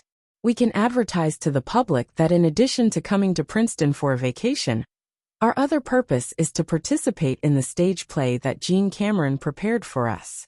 It's been many years since someone performed Shakespeare's classics in public. It suits our identity." Old James was very satisfied with Malfoy's cooperation. He continued, "That's true. Although everyone knows, we can't really let people think that we're afraid of the Chinese.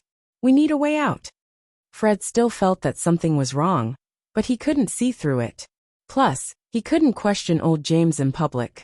"Didn't you see that he and old Foreman almost fight? Sigh, maybe it's all my fault.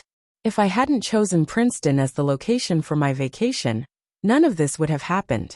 Fred silently blamed himself. "All right, I'll call King Cameron and thank him. I'll also ask him to thank Mr. Keenan for not being able to come." The farce of old James and Foreman almost getting into a fight seriously interfered with Fred's judgment.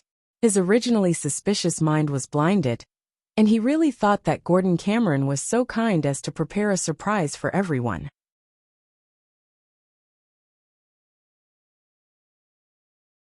Chapter 1109. Outside. At 9:15 in the morning, Captain Gold called the stage construction team to start work. The noise was so loud that the ears of the people in the villa hurt. However, they did not feel uncomfortable.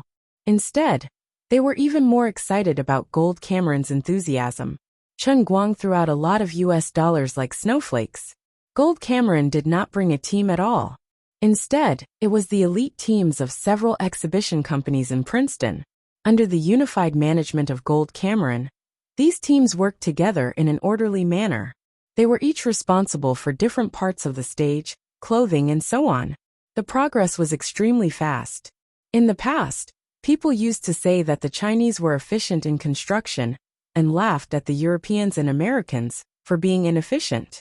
However, today's reality proved that this was a fallacy. There was only one reason for inefficiency, and that was not enough money. When the weight of US dollars was enough to make a man crawl out of his wife's belly, all problems were not problems. In just a few hours, opposite the Castle Villa, a luxurious stage tailored for Romeo and Juliet appeared out of thin air. It was built faster than the ancient city of Rome, which was built in 7 days. Although it was not as exquisite as the modern, high-tech, and luxurious stage that others had formally prepared for several months, it was definitely above the standard in terms of the stage scenery, lighting effects, basic moving background, and so on. It was not far from the famous musical version of Romeo et Julie that was held in Paris, France on February 14, 2000, starring Damien Sugg and Cecilia Cara. It had to be said that this was due to the rapid advancement of science and technology in the past decade, or so since 2000. For example, the combination equivalence, which was extremely difficult to achieve in the past, could now be achieved with a high-quality and expensive LED nano spotlight. In the past, the extremely cumbersome layout of the background panel, when switching scenes, could now be completed with a high-resolution OLED large screen. As for the digital special effects or real scenes that needed to be played on the background screen, with the double effect of US dollars and connections, Gold Cameron directly contacted the copyright holder of the Paris version of Romeo and Juliet and bought the audio and video copyrights that they left behind. When the time came, he could directly project it on his big screen. As for the background music, he had also used countless connections to combine the most classic copyrights of all the major copyrights, and then randomly selected and combined them. This sudden appearance seemed simple, but in fact, it was the perfect embodiment of contemporary action. Its true cost was as high as nearly $10 million US. But to Chen Guang, this wasn't a problem at all. For the sake of being a god in the world of acting, for the sake of survival, no matter how much money he had, he would not even blink. In any case, it was extorted from the head of Prince's laboratory, so he didn't feel any heartache spending it. In fact, it felt especially good, as if he was spending someone else's money. Although it was actually his, it came too easily. He felt as if he had reaped something without sowing. It was even easier than buying a lottery ticket. In addition, during the construction of the stage, related news quickly appeared on social networks in Europe and the United States. Shakespeare's classics. A gift from the Princeton Repertory Company. The Oscar judges go to Princeton to watch Shakespeare's play. Last break before their busy daytimeless classics, Romeo and Juliet. Who on earth has the guts to perform Shakespeare's classic play in front of the Oscar judges? All kinds of news articles appeared on the internet in the morning, like a crazy virus. Obviously, this was just a trivial matter, but it inexplicably received unprecedented attention in one day. This was very strange. Even though the guests of the stage were almost more than 90% of the American Film Association, even though the performance was Shakespeare's play Romeo and Juliet. In fact, even though not many people were willing to admit that traditional Chinese culture was declining, in the mainstream of today's European and American youth, Romeo and Juliet was still a culture that was out of date, even though not many people were willing to admit it. Simply put, it was Odette. Therefore, this matter should not have caused such a sensation. People with intentions and insiders knew that there must be other forces behind it. Even the members of the Oscar committee in the Castle building felt that something was wrong, but they didn't have any solid evidence. Every time they started to question it, some senior members of the World Party would jump out and use all kinds of tricks to interfere with their line of sight and their thoughts. At the same time, these veteran members of the World Party also used their own social media accounts to promote King Cameron's Shakespeare play. They even let many of their students and juniors promote it. They also took credit for the storm on the internet. Look, we all said this, and so reposted my post. Isn't it normal for it to become popular? Do you think we're getting old? That we are outdated? That we have no influence? That our words do not matter? Fred and the rest of the younger generation had no way of dealing with these old men and women. They had no choice but to believe them. King Cameron picked up a big bargain. His Princeton Repertory Theater had received a lot of fees, but money was not a big deal. Through this matter, he successfully made old James and the other veteran members of the American Film Association owe him a favor. Most importantly, his repertory theater inexplicably became popular. Thinking of Irma Watson, who was rehearsing with many leading actors in the Princeton Theater, King Cameron's heart was filled with joy. Others might not be familiar with Irma, but as a veteran theater director, King Cameron knew very well that Irma was definitely one of the most talented and best female theater actors in the United States. However, there was one thing that particularly confused him. Old James specifically emphasized to him that the other members of the team would directly use the ready-made members of his repertory theater. However, for the male lead who played Romeo, Old James specifically told him to make it clear to the male actor that he was only a temporary candidate to assist in the rehearsals. When it was time to actually go on stage, there would be someone else. This had to be said in advance to avoid any complications. In addition, Old James also made it clear to King Cameron that the young actor must also be kept a secret. King Cameron heard Old James's serious tone and did not dare to be careless. Fortunately, he had always been a man of his word in the repertory theater. Although the young actor was regretful, he did not dare to disobey him. Hearing the seriousness in Old James's voice, King Cameron dared not be careless. Fortunately, He had always been a man of his word in the troupe, and although the young actor was sorry, he dared not disobey him. Even Captain Gold himself was at a loss when he was busy. Who would be playing Romeo? What was old Watson up to? Forget it. This is not something I should be concerned about. However, at this time, among the people rehearsing in the Princeton Theater, only Irma vaguely guessed something. Although old James did not explicitly say it to her, her intuition told her that Romeo must be played by Chun Guang. Although old James did not explicitly say it to her, her intuition told her that Romeo must be played by Chun Guang. After the triple baptism of woman, World's Pie, in 1900, Irma Watson had long become a crazy fan of Chun Guang. If Chun Guang had been recognized as a god in the acting world, Irma would have instantly upgraded from a crazy fan to a true fanatic. When Irma thought about how he would be on the same stage as Chun Guang in the evening, he couldn't help but feel a little overwhelmed. "Miss Irma, you're using too much force." The chief director, who had been pulled in at the last minute, immediately noticed the problem and reminded her loudly. Irma waved her hand apologetically. "Sorry, let's start again." More and more reporters came to Eaton Manor. No matter how strange the situation was, since Romeo and Jew was already a hit, and the big shots of the American Film Association were involved, the reporters would naturally be alerted. Apart from that, people from all the major U.S. webcast platforms and TV stations also appeared one after another within a day, looking for Captain Jean Tay to discuss the webcast and TV broadcast.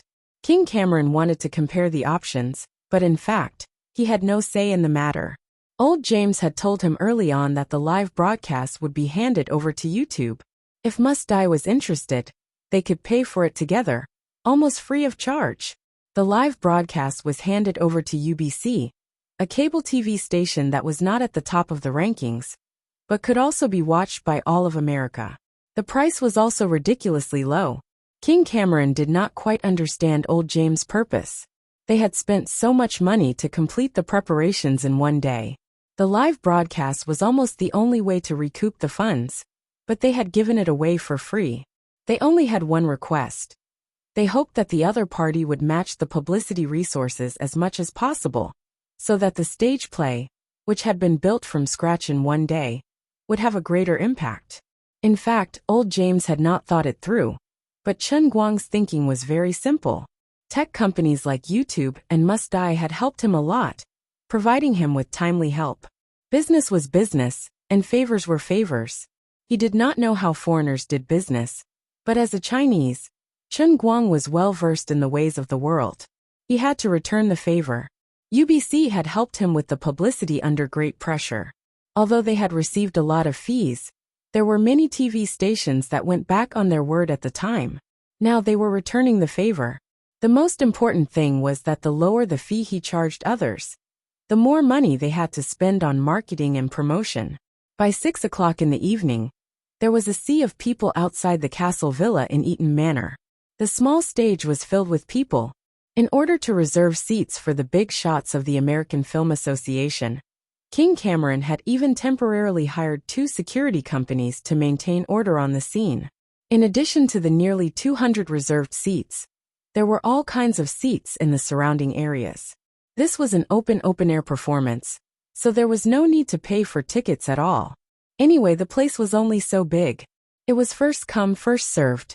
The sea of people spread from the bottom of the stage, and even the farthest seats were placed at the entrance of the Castle Villa 50 meters away. There were about 10,000 people, half of whom were locals of Princeton, and the other half were art lovers who had heard about the event today. Some drove, some took a bus, and some flew over from the eastern United States. There were all kinds of reporters with all kinds of cameras, and even people from the top 5 TV stations in the United States were there. Further away, there was a live broadcast car with their logo on it. Although these TV stations were not qualified to broadcast the scene on the stage, due to copyright reasons, it was not a copyright violation to interview or even broadcast the audience around the open-air performance. Even old James, the mastermind behind the scenes, was shocked by the scene. Fred and the other members of the Film Association, who did not know what was going on, felt even more uncertain. Chapter 11:10. President Fred stood by the window and looked down in a daze. Why are there so many people here? Oh my God. Old James coughed softly. Maybe it's because no one has performed Shakespeare's plays in public for a long time? Everyone thinks that Shakespeare is past his prime, and always deliberately avoids his works. They even forcibly make things that don't look the same, in the pursuit of novelty. In fact, people's desire for classics has been suppressed for a long time. So it was easily reignited? Malfoy Bentler, who was next to him, said, It's possible, but it's very disadvantageous for Gent Cameron. If his performance in such an influential public performance is mediocre, the impact will be very bad. President Fred nodded. Not only will it be disadvantageous for Gent Cameron, but will also be implicated. After all, this is a show he prepared for us. If he messes up, we'll also become a joke. There was silence in the hall of the huge castle villa. Inexplicably, they had been pushed to the teeth of the storm. At 6:30 in the afternoon, Irma, who had finished her makeup, and the rest of the cast arrived late by bus. At the same time, Chen Guang was sitting in a business car in the corner of the parking lot of Eaton Manor. Old Foreman's granddaughter was touching up his makeup. The 28-year-old girl was a top special effects makeup artist who had risen to fame in the American industry in recent years. Her task was not simple. She had to transform Chen Guang's highly recognizable Asian face into a young European aristocrat, Romeo. Fortunately, she was a professional special effects makeup artist. She had been fine-tuning Chen Guang's face since noon. She had already completed most of the work before coming over. Now, she was only making the final adjustments and touching up the makeup. At this moment, Chen Guang's complexion was slightly paler than usual, but not by much. He wore contact lenses in his eyes. His eyes had changed from the deep black of the Huaxia people to the sapphire blue of the Atlantic Ocean. In addition, a little prosthesis had been added to the surface of his nose. It was not a crude prosthesis, but a new type of silicone prosthesis that fit perfectly with the human skin. There were not many prostheses used, and they fit perfectly. They only made his nose look a little taller. As for Chen Guang's hair, the girl originally wanted to give him a wig, but Chen Guang asked her to dye his hair a beautiful bright gold. Although everything happened in a hurry, Chen Guang knew that tonight's Romeo and Juliet was extremely important. If he succeeded, his trip to the United States this time would almost achieve 99% of his goals. It was almost equivalent to announcing the official success of the Olympic Games. He seemed cynical, but few people could really understand the importance of this matter to him. But this time, his performance conditions were not as good as before. As a Chinese, he had to make up as Romeo and add something to his face, which would more or less affect the effect of his performance. Moreover, this was a live stage play without post-production special effects, which was even more difficult. Everyone knew that a play or stage play was the place that tested an actor's acting skills the most. If there were no NGs, there would be a chance to start again. It was also the closest contact with the audience. Every detail of the performance would fall into the eyes of others. Every flaw in the scene would be infinitely magnified in the hearts of others. That was why so many male idols had acted in countless movies and TV shows, but never dared to walk into a small play theater. Was it because they thought that acting in plays did not pay enough? Of course not. Everyone knew how much reputation one could get from acting in a play. For a professional actor, reputation was almost equivalent to money. They didn't go because they didn't dare to. They couldn't bear the negative impact of bad reviews after acting in an embarrassing way. Although Chen Guang was the greatest performing artist in the history of mankind, what he was doing now was a magnificent feat that had never been done in the history of performing arts. He had been in the industry for less than a year, and this was his first time on the big screen. But he was going to fight for the highest award in the world of film art. Perhaps in the opinion of some people in the circle, the Oscar was not the most authoritative award, but in the eyes of ordinary people, no one could deny that the Oscar was the most famous and influential film art award. Therefore, Chen Guang decided to keep improving. He wanted to treat this matter with an unprecedented state, even more serious than when he acted in Women and Thunderstorm. He had to do everything in his power to the best of his ability. Okay, Mr. Chen, it's a success.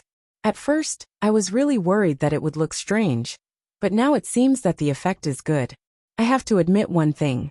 Although you're not a particularly stunning handsome guy, you really look good now. Haha, thank you for the compliment. Your makeup is really good. Clothes make the man. With such a great makeup artist like you, if I still look ugly after makeup, then my life would be too miserable. Foreman's granddaughter looked up and down at Chen Guang with the bright light in the car. She was very satisfied. Chen Guang took the mirror, looked at himself, and slightly tilted his head. Yes, very satisfied. He felt a lot younger all of a sudden, just like how handsome Leonardo was when he played Romeo at the age of 21. Bah! I'm only 21 years old. Alas, I've lived too long, and my mentality has become old. Time is really scary.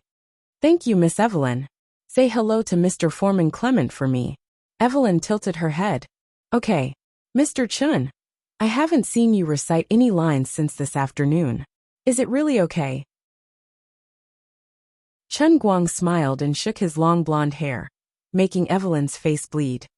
Evelyn, you have to know that standing in front of you is a great performing artist that has never been seen in this world. Aren't we sitting in the car? Chen Guang waved goodbye to Evelyn and walked towards the stage in a well-ironed suit. This time he didn't have to hide. He almost didn't recognize himself. Now he looked like a standard European and American handsome guy. Not much different from Lil Li when he was at the peak of his looks. Chen Guang didn't dare to look in the mirror too much. He was afraid that he would turn gay because of his handsomeness. Jean-Tay Cameron was standing at the intersection with 2 or 3 people, looking around nervously. According to his agreement with old James last night, the male lead should be arriving soon. Jean-Tay was quite unsure. Now that the matter had blown up, the attention was beyond imagination. This had become a global event. Even if he let the actors of his troupe perform, Jean-Tay felt that it was very likely that they wouldn't be able to stop the show. If it was just an average performance, social media would definitely explode tomorrow. When that happened, his Princeton drama troupe would become a laughingstock and be ruthlessly mocked for overestimating themselves. How stupid and ignorant did they have to have the guts to put on such an ordinary play in front of the senior judges of the American Film Association? And it's Shakespeare's Romeo and Juliet. Aren't you afraid that Shakespeare's coffin can't hold it down? Didn't you see the once classic Romeo actor, Lil Li, post a comment on his social media? Unfortunately, I just got off the plane from New York to London. If there was a shuttle, I would really want to go back to New Jersey immediately. I'm looking forward to seeing what kind of Romeo President Fred and the others will see. I wish the Princeton drama troupe all the best. Is this guy really wishing me well? Isn't he mocking or cursing me? After waiting anxiously for a long time, Jean-Tay finally saw a tall and handsome young man walking toward him from afar. He was holding the secret signal that both parties had agreed on. It was a rose that only had a bud left. Hello, sir, you're finally here. It's already crowded over there. Let's hurry and change. Judging from the appearance, Jean-Tay felt a little more at ease. This young man looked quite handsome, and his walking posture was also very proper. It was obvious that he was from a noble family and had a good upbringing. Oh, thank you, Mr. Cameron. You've worked hard today. It's no trouble at all. Then, how should I address you? Just call me Blake, Mr. Cameron.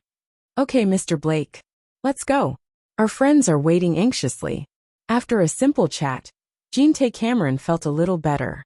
This young man was definitely from an ancient noble family. Listen to his standard Verona aristocratic accent. If he had spoken in Italian instead of English, people would have thought that Romeo had really come to life in the real world. Could it be that he was really a descendant of the Montague family? By the way, Mr. Blake, do you know Italian? Yen%. At #yen #et, Chen Guang immediately switched to Italian, which Jean-Tay couldn't understand. On the other hand, his assistant, who was also from Italy, was stunned. Oh my God! Philip, what's wrong? Jean-Tay Cameron asked doubtfully. Philip exclaimed, Mr. Blake's pronunciation is so pure. It's exactly the same as my classmate from the Verona Rusco family, when I was studying in Milan. Jean Tay Cameron was really shocked this time. Could it be that he really picked up a treasure? Did the Montague family really exist? The young master of the Montague family came to act as his ancestor, Romeo? Friend, don't make a fuss. Okay, we're almost there. Let's hurry up. It'll take some time to change. Okay, respectable Mr. Blake. Jean Tay Cameron had completely forgotten something.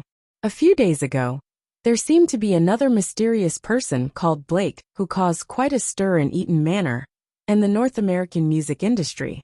However, he had heard that Blake was a blind man, while this young man had a pair of sapphire blue eyes. His gaze was bright and piercing, and he was a noble young master with an imposing appearance. They shouldn't be the same person, right? As the time for the official performance approached, the senior members of the Motion Picture Association, led by President Fred, finally walked out of the castle building they had been holed up in for more than 10 days, under the watchful eyes of the public.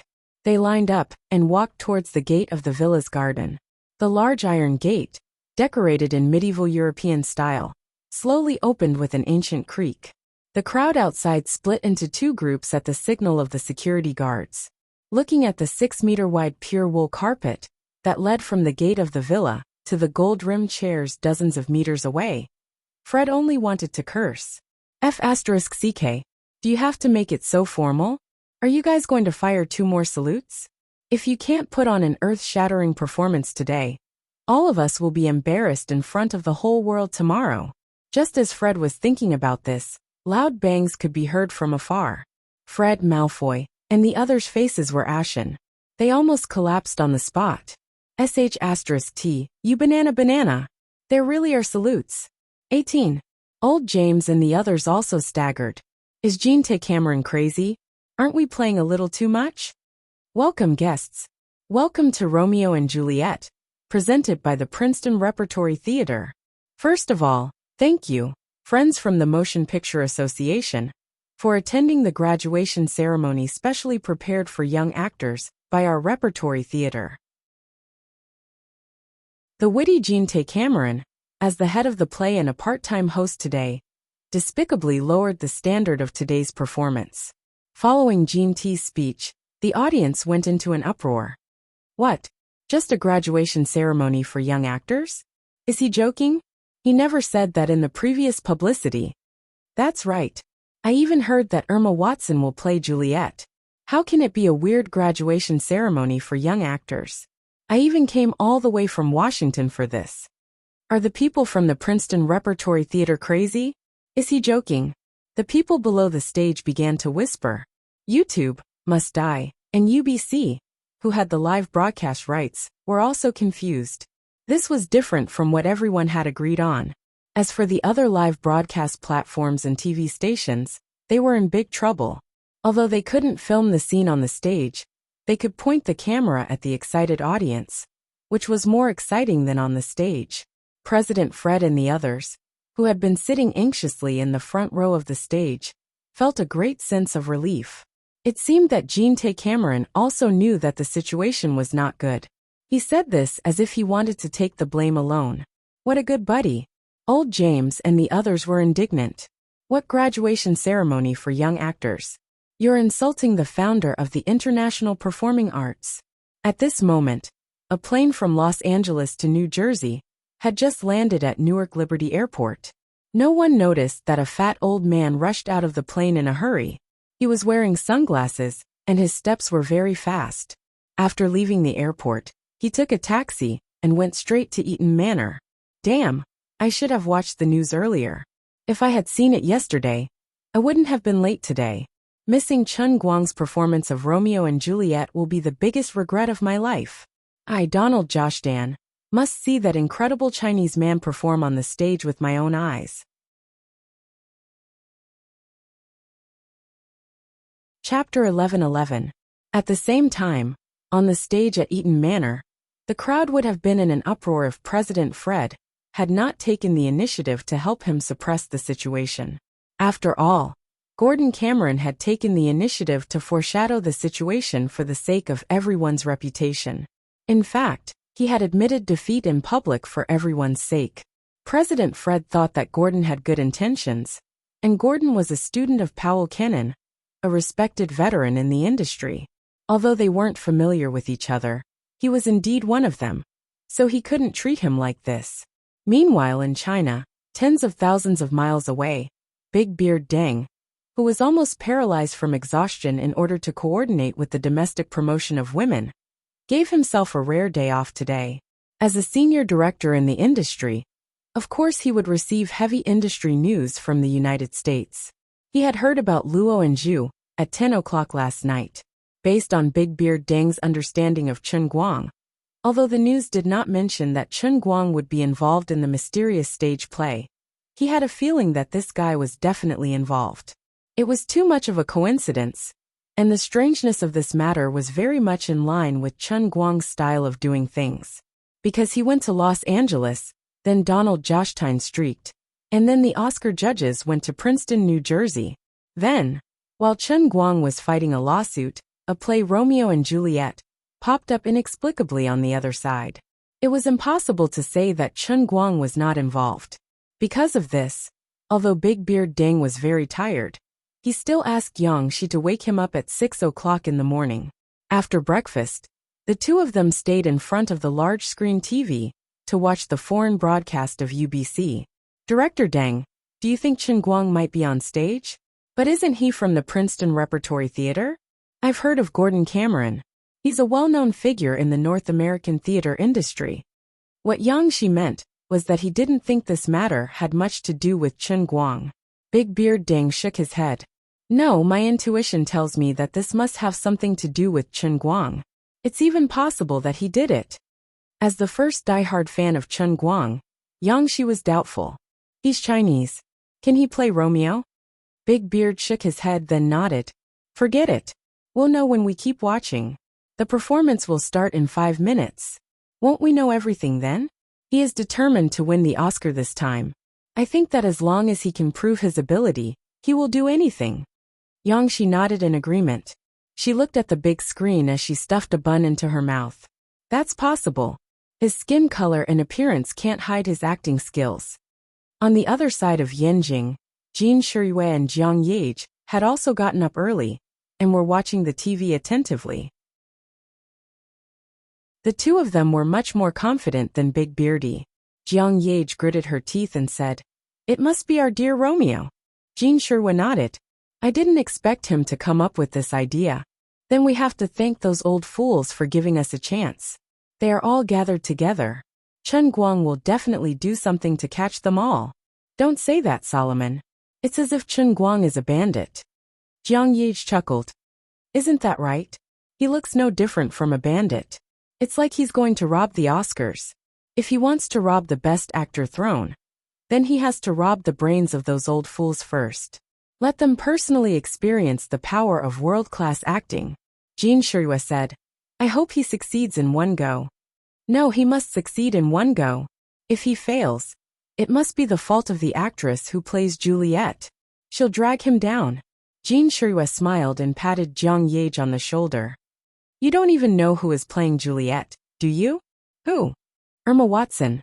No way. How did Chen Guang invite her? It was obvious that Irma wasn't well known among Europeans and Americans, but as a top drama actress and talented young performing artist, who had risen to fame in recent years, Irma had a resounding reputation in the circle. Even in China she was well known. Jin Shiyue tilted her head and thought for a moment. Solomon, do you think it's difficult for him to attract girls? Jiang Yage was silent for a moment. That's true, but I'm not worried. He's picky now. Irma's acting is good, but it doesn't meet his aesthetic standards. How do you know? He said he likes Chinese girls. Also, if she must have blonde hair and blue eyes, then she must have big waves. That can't be right. He also has requirements for hair. Jiang Yage took a deep breath. Big waves. They have to be read separately. Jin Shiyue. Although Jiang Yage and Jin Shiyue were young, they had become famous earlier. In recent years, they had been to Hollywood more or less several times. They were deeply touched by these Oscar judges who talked about art, but were very arrogant and conceited in their bones. Both of them knew how difficult it was for Chen Guang to become an emperor in acting, but they understood Chen Guang. They knew that he would never give up once he was serious, so they never tried to persuade him. Anyway, they wouldn't be of much help if they followed him. The only thing they could do for him was think of ways to promote women in the country and help him clear his worries. No matter what he did overseas, as long as the domestic base was stable, it wouldn't collapse. In the eyes of Jin Shuiwei and Jiang Yage, the Oscar was the icing on the cake, but the domestic box office and reputation were the foundation of their career. Of course, the two of them sincerely hoped to help Chen Guang win an Oscar, but they couldn't do it even if they were the most powerful second generation in China. It wasn't like in China. As long as Chen Guang was willing, with his relationship with Jin Jiang, he could easily win from the Golden Horse Award to the Golden Husky Award. However, it wasn't the same overseas, especially for the Oscars.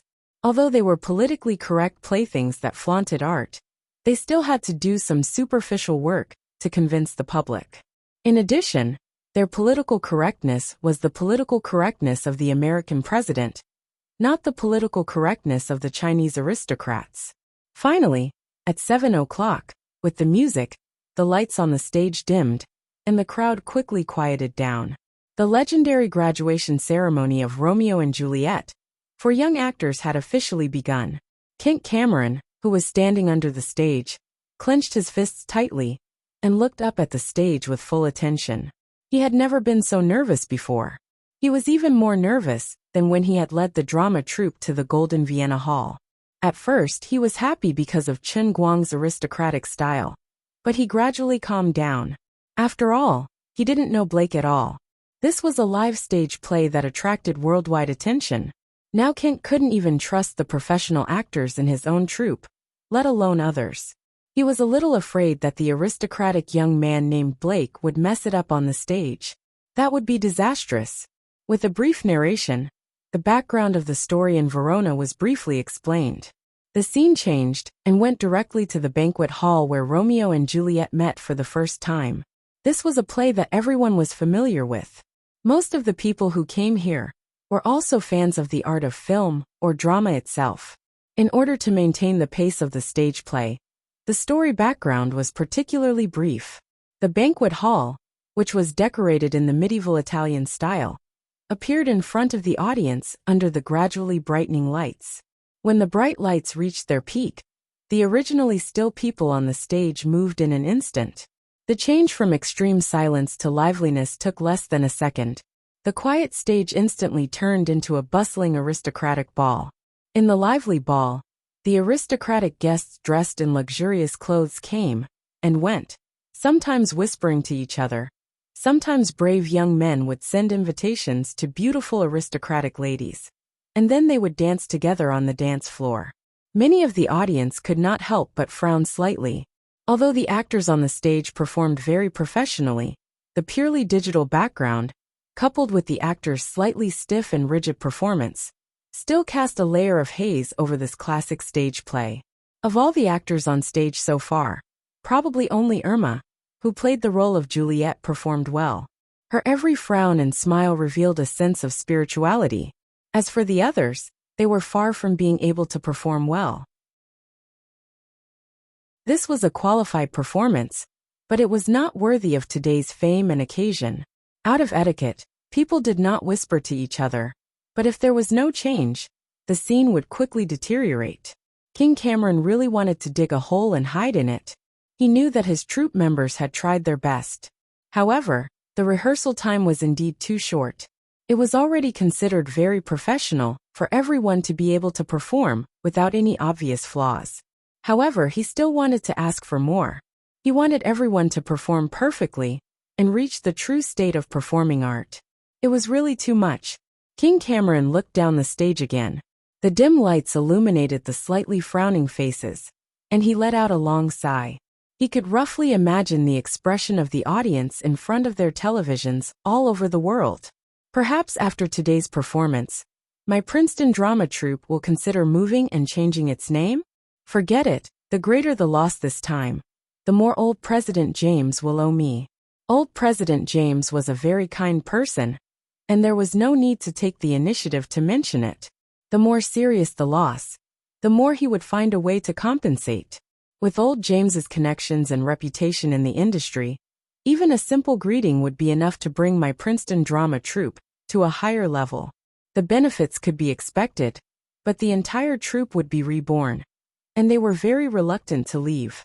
President Fred and the others were also very nervous, but old James and the others felt more at ease. This stage was actually produced by them, and they also knew who was playing Romeo. Everyone in the World Party had confidence in Chen Guang, and they did not believe that Chen Guang would mess up the performance. Suddenly, the people on the right side of the stage fell silent again. Romeo, played by Chen Guang, trotted out of the darkness with his friend. The two young people ran forward quickly, and Romeo's friend turned back to urge them. Romeo, played by Chen Guang, walked forward quickly while tidying up his mask. Jin Shiyue and Jiang Yage, who were separated by the ocean, suddenly froze. The two of them forgot what they were just saying. Big Beard Deng's brows furrowed tightly at first, but he soon unconsciously relaxed. Although Chen Guang's appearance had changed a lot, the moment he stepped on the stage, Big Beard Deng was 100% sure that this was Chen Guang. She didn't know what he had done, but for some reason, when he appeared on the screen, a salty and moist smell that seemed to come from the Mediterranean floated out of the screen. Even the lights that shone down on the stage suddenly had an old-fashioned feel to them. Others didn't understand what was going on, but Big Beard Deng and Jiang Yage did. This was Chen Guang's incredible acting skills. The moment he stepped on the stage, he released a domain-like power that only belonged to him. His stage, the audience below the stage, and even the live audience in front of the TV were all enveloped in his domain-like power. He was really serious. Not only Big Beard Jin Shiyue and Jiang Yage in front of the TV, but other actors, members of the drama troupe, members of the Oscar committee, staff of the major live broadcasting platforms and TV stations, as well as ordinary audiences, had a more profound and unique feeling. A moment ago, they were still frowning with anger on their faces. But the moment Chen Guang stepped on the stage, inexplicably, the expressions on their faces slowly relaxed. It was not a simple knowing smile, but a sudden state of complete relaxation. They looked like they had been sprayed with a hypnotic spray, but they didn't realize it at all. In an instant, their minds were completely blank. At this moment, the banquet hall on the right side of the stage, which was completely frozen under the lights, suddenly moved again. This was a little earlier than the time they had arranged for the rehearsal.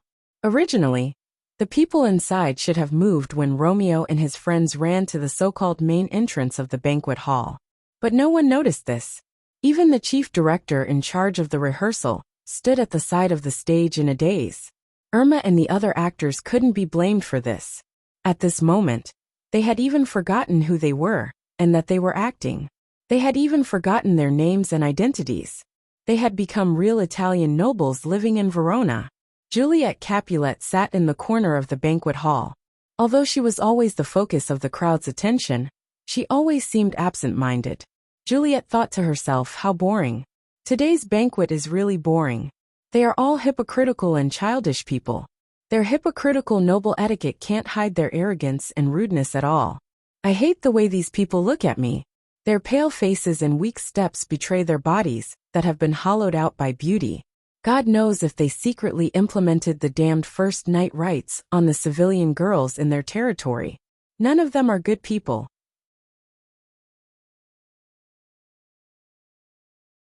Chapter 11-12. Beautiful Juliet, you don't look very happy. Isn't today a wonderful day? Count Paris appeared in front of Juliet with a glass of wine in his hand. He looked like a well-mannered young nobleman, with a tall and slender figure. His exquisite, luxurious clothes were lined with gold, and every inch of his clothes showed his noble status. The smile on his face was like a spring breeze, but if someone magnified his expression 10 times, and slowed it down 100 times, they would be able to see the pride and desire hidden in the depths of his eyes. The actor who played the role of Count Paris did not know how perfect his performance was today. Perhaps only when he looked back at the recording would he truly realize how perfect his performance was today. Count Paris was a junior of Prince Aeschylus, the king of Verona. He had a noble status, and he was Juliet's newly engaged fiancé. Tonight's dance party was held to celebrate Juliet's engagement with Count Paris, and many nobles in Verona were invited. Of course, the Capulet family's mortal enemy, the Montague family, was an exception. However, Juliet did not like Count Paris at all. She even felt that he was the most hypocritical person she had ever met. She had heard many bad rumors about Count Paris, but she did not have any say in her marriage. "It's nothing, Count Paris. I'm just a little tired." "Oh, my dear Juliet, I'm already your fiancé. You should call me by my name. I'm not used to this suddenly. Count Paris, someone seems to be calling you over there." "Okay, I'll go and greet them." After finally sending Count Paris away, Juliet had a short moment of peace. "Do I really have to spend the rest of my life with such a man? How pitiful." Just as Juliet was thinking about this, two young men wearing masks suddenly burst into the banquet hall.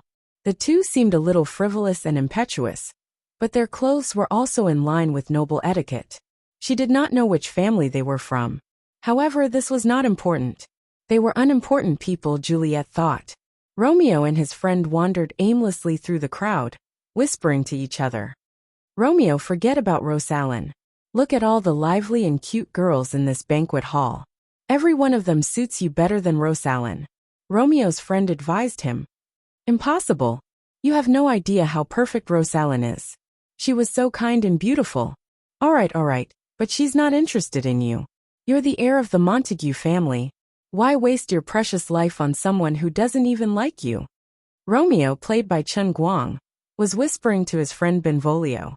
Of course, with the help of the hidden microphone, the TV, computer, and the live audience could hear their whispers clearly. Only the other actors on the stage were in the dark. If there were still people who could maintain their rationality, they would be amazed at the performance of the other actors. It was impossible not to hear Romeo and his friend chatting, but they did not show any flaws on the stage. Their performance was perfect and impeccable. In fact, no one knew that the actors on the stage did not even know that they were acting. They also could not hear the whispers of Romeo and Benvolio that everyone else could hear. They were only separated by the edge of the stage, but the stage and the stage were completely separated into two different worlds. On the inside, it was the city of Verona from hundreds of years ago. On the outside, it was the modern world. It was not only the three-dimensional space that was separated, but also time. Finally, as the lights in the banquet hall in the first scene dimmed, Romeo and Juliet reluctantly said goodbye. The two young people who met for the first time quickly fell into the river of love. They almost turned back after every step, and when they waved goodbye, their hearts felt like it was being cut by a knife. It was unknown whether it was Chen Guang and Irma, or the real Romeo and Juliet standing on the stage. The two of them vividly portrayed the feeling of missing each other to the point that they couldn't breathe, even though they were facing each other. When the stage fell into complete darkness, the TV, computer, live audience, and the Oscar judges suddenly woke up. The first scene was over? What just happened? No, nothing happened just now. We only watched the first scene of Romeo and Juliet. But why did it feel like our time was stolen? Looking around the world, there were about 100 million people watching this scene at the same time. Almost all of them took a deep breath, and the same thought appeared in their minds. Were we watching a stage play just now? But I clearly felt like I had returned to medieval Italy, and I even stood in the banquet hall where Romeo and Juliet met. It seemed like we had also become a part of this play. Maybe we were a bystander. Or maybe we were an insignificant character in the banquet hall. Or maybe we were just a fairy floating in the air, and an invisible god, watching this pair of doomed acquaintances. Everyone's personality and life experience were different, and everyone had a different sense of existence when watching this stage play. For example, professional actors like Big Beard Dang and Jean Jiang, or Liz, or William Jones and Ben Affleck, who were hiding in the crowd under the stage. What appeared in their minds was an entire stage, an entire world. They were the incarnations of invisible gods. They could see the existence of this world, as if it was within their reach. but they had forgotten their own reality. For ordinary art lovers, what appeared in their minds was the scene in front of them, and they became bystanders who had no sense of existence, but still stood on the stage. Even the flickering candlelight would leave an imprint in their eyes and minds. As for ordinary people, they even had feelings of resistance at first. After all, the stage play was relatively small, and the performance was Romeo and Juliet, that they had heard so many times before. At first, they thought this was a boring program that would make people sleepy, but in the end they did not change the channel. Instead, they unconsciously followed their emotions and the people in the play into the play. But what was particularly strange was that even though everyone knew that these two people were destined to end tragically, they did not realize this at all. They forgot time, forgot the story, forgot the ending, and forgot the inevitable tragedy in the fate of these two young people. Now, when the first act finally ended, they suddenly came to a realization, and their minds began to recall the countless details on the stage just now. Those who knew performing arts, such as Liz, who was far away in London, and President Fred, who was sitting under the stage, were all terrified when they thought about it. They did not understand why, and even more did not understand how Romeo did it. It was as if the moment Romeo appeared on the stage play had completely sublimated. Every actor on the stage became full of spirituality. Every little gesture, every expression, every line, and tone of voice became impeccable.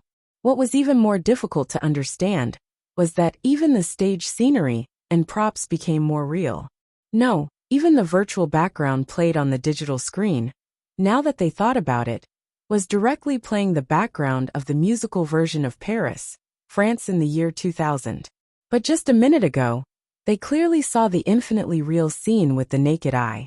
What the hell is going on? Are our consciousnesses confused? Or are we really pulled into the world of the play? Chen Guang's world-class acting. The more knowledgeable people were, the deeper they fell into it. Whether it was the live audience, or the live broadcast audience in front of the TV, they all fell into it. As for those who did not understand, they could only say that they did not understand. But they could only say that they did not understand. Although they did not know how to describe it. In any case, it was very amazing. Anyway, at that time, they could not remember anything.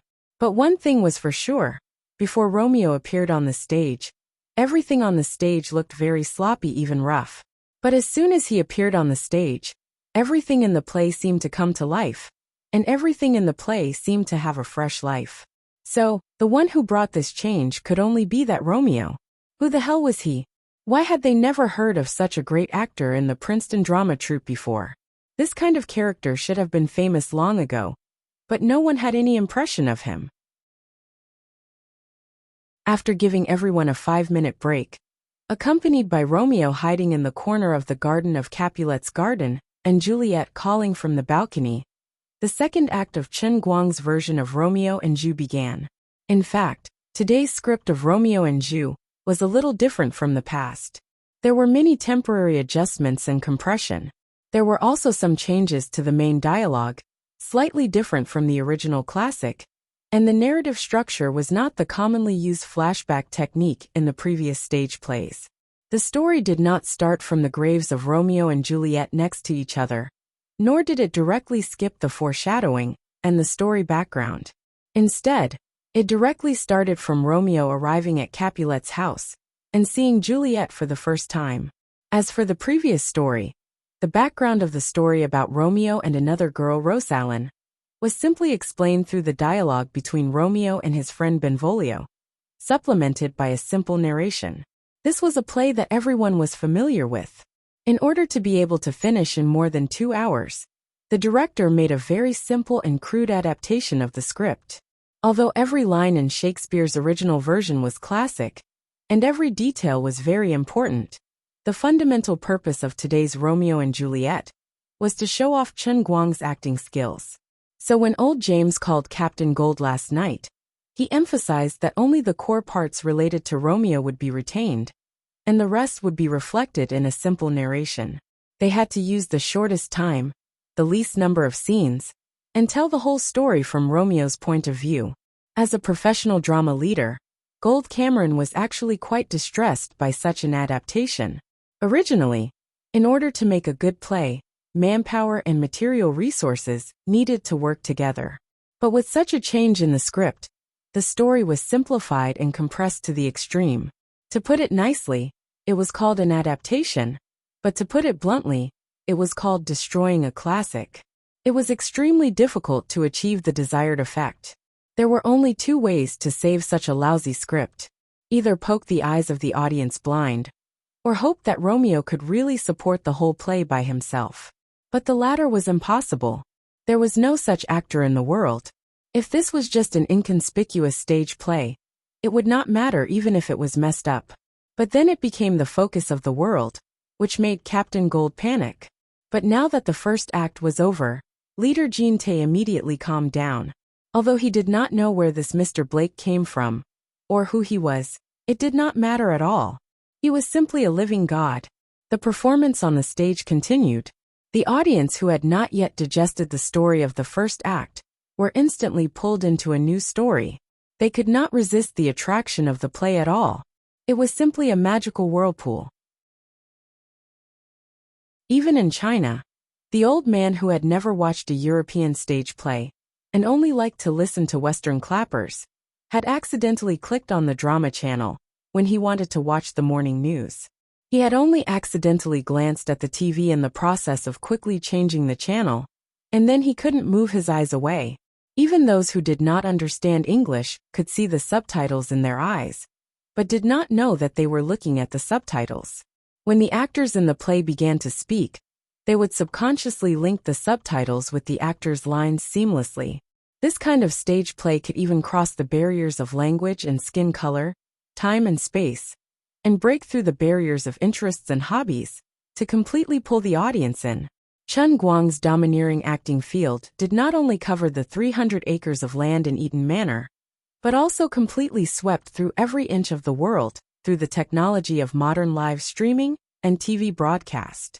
When Prince Aeschylus read the last line in an impassioned yet sorrowful voice, the spotlight on the stage finally fell into complete darkness.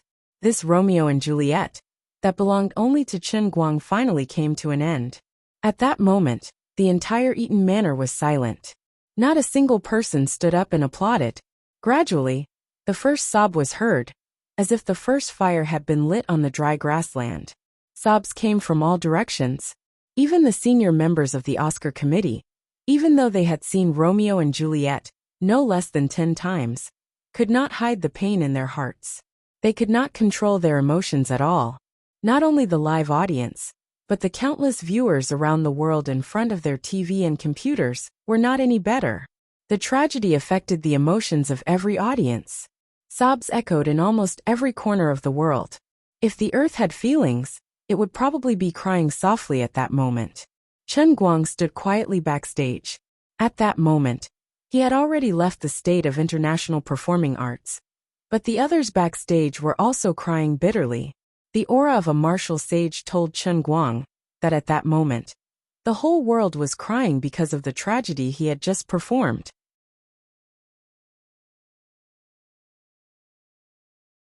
Chapter 11:13. The long silence and sobbing lasted for at least 10 minutes before the pitch-black stage finally quietened down.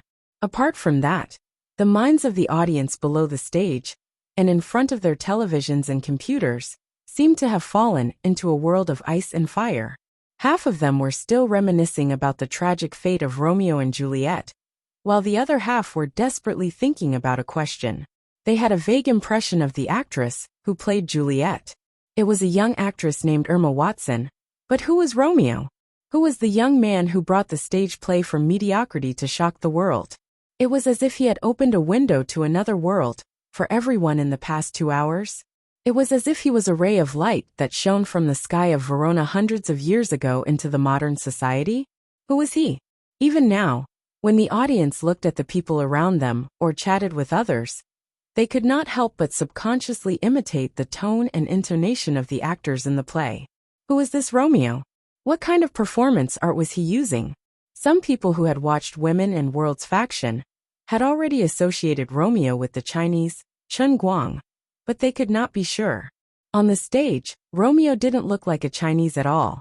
His accent was so perfect that people couldn't associate him with a Chinese at all. Most importantly, when these people were watching the play, they didn't have the time to figure out who was playing who. All their thoughts were emptied. Even though the play had ended, even though they had begun to guess Romeo's identity, they were still blinded by the fact that the two were the same person. Old James and the other 29 members of the World Party's underground organization silently wiped away their tears and looked up at the bright moon in the sky. They thought to themselves that they were right about Donald. That despicable Donald had led everyone into the ditch. King Cameron tried his best to hide the excitement in his heart. If Mr. Blake did not look so noble and elegant in the crowd, King Cameron would have rushed up and hugged him tightly. Irma, all right, let go of me. Chen Guang gently patted Juliet's back.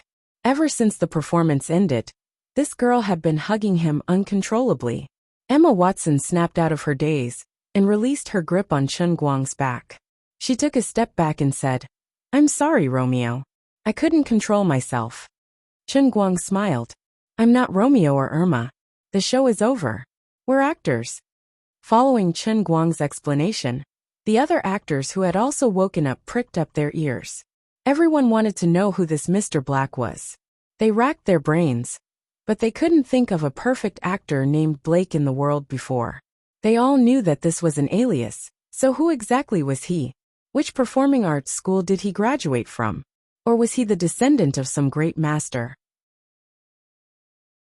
Could it be that he was really the descendant of the Montague family from Verona that Philip's assistant had mentioned? Irma immediately realized that although Chen Guang's accent was different from before, the timbre was his original voice. Irma woke up with a start. Oh my God, why did it take me so long to realize? But Irma quickly realized that she had been too immersed in her character. During the performance, she didn't have the energy to think about who the other party was. All she knew was that she was completely immersed in the world of Romeo and Juliet. Dear! Irma wanted to call out Chen Guang's name, but Chen Guang immediately stopped her. Irma, don't be anxious. We haven't finished what we have to do. We should go on stage and thank the audience. Irma didn't understand Chen Guang's intentions, but she wouldn't question his decision. She just replied blankly, "Okay." Chen Guang turned around and greeted King Cameron. King Cameron came back to his senses and hurriedly asked the others to tidy up and get ready to go on stage. "Mr. Cameron, there's something I need to trouble you with." "Okay, Mr. Blake, go ahead." "I need a piano. I want to play a song as a gift for today's curtain call." "Okay, right away. I'll get someone to prepare it." King Cameron immediately turned around to make arrangements. "Mr. Watson, who is Romeo? Who is this Romeo?" President Fred turned around and asked Old James, unable to control himself. Old James pretended to be a fool. "I'm not sure, President Fred. Who do you think it is? Who in this world can have such acting skills?" In fact, Old James was already hinting at it, but Fred didn't realize it. Malfoy Bentler, who was next to him, also frowned. "I've never heard of such a talented actor in the Princeton Repertory Theater. Just a genius," Daimon said sarcastically. Malfoy opened his mouth to argue, but after a while, he couldn't say a word. "Okay, I admit that if we put aside his identity as a young man, then he's a well-deserved master." Old Foreman, who was next to him, didn't try to hide it anymore. "Just a master? Okay, this is a great artist who truly founded a school. I don't understand how he did it, but obviously, before and after he went on stage, the other actors on stage and us, the audience, didn't think the same thing. What he brought to us might be another level of performing arts." Seeing that Malfoy was speechless, Fred rushed to say, "But still, no one knew who was playing Romeo." Old James and the others, who knew the inside story, held it in.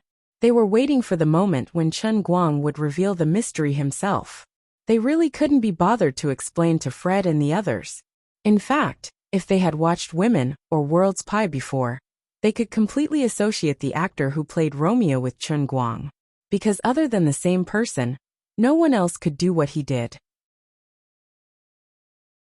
Lights finally appeared on the stage again, and a group of main cast members slowly stood on the front stage. Chen Guang, who was dressed as Romeo, stood in the middle of the crowd. On his left was Irma, and on his right was the director. The pitiful Captain Gold originally wanted to come over and rub his face with them, but he was busy moving the piano with a few staff members. Thank you, everyone.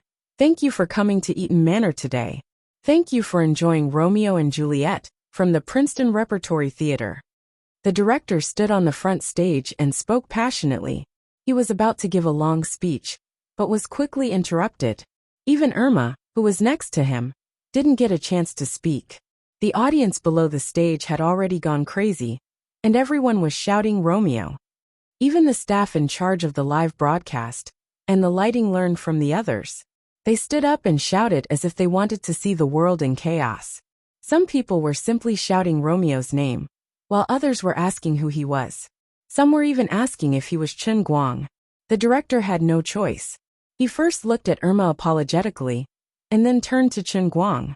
Mr. Blake, everyone wants to hear your speech. Below the stage, Brosnan, who was sitting next to Malfoy, suddenly screamed. Brosnan, what's wrong? Malfoy, did you forget?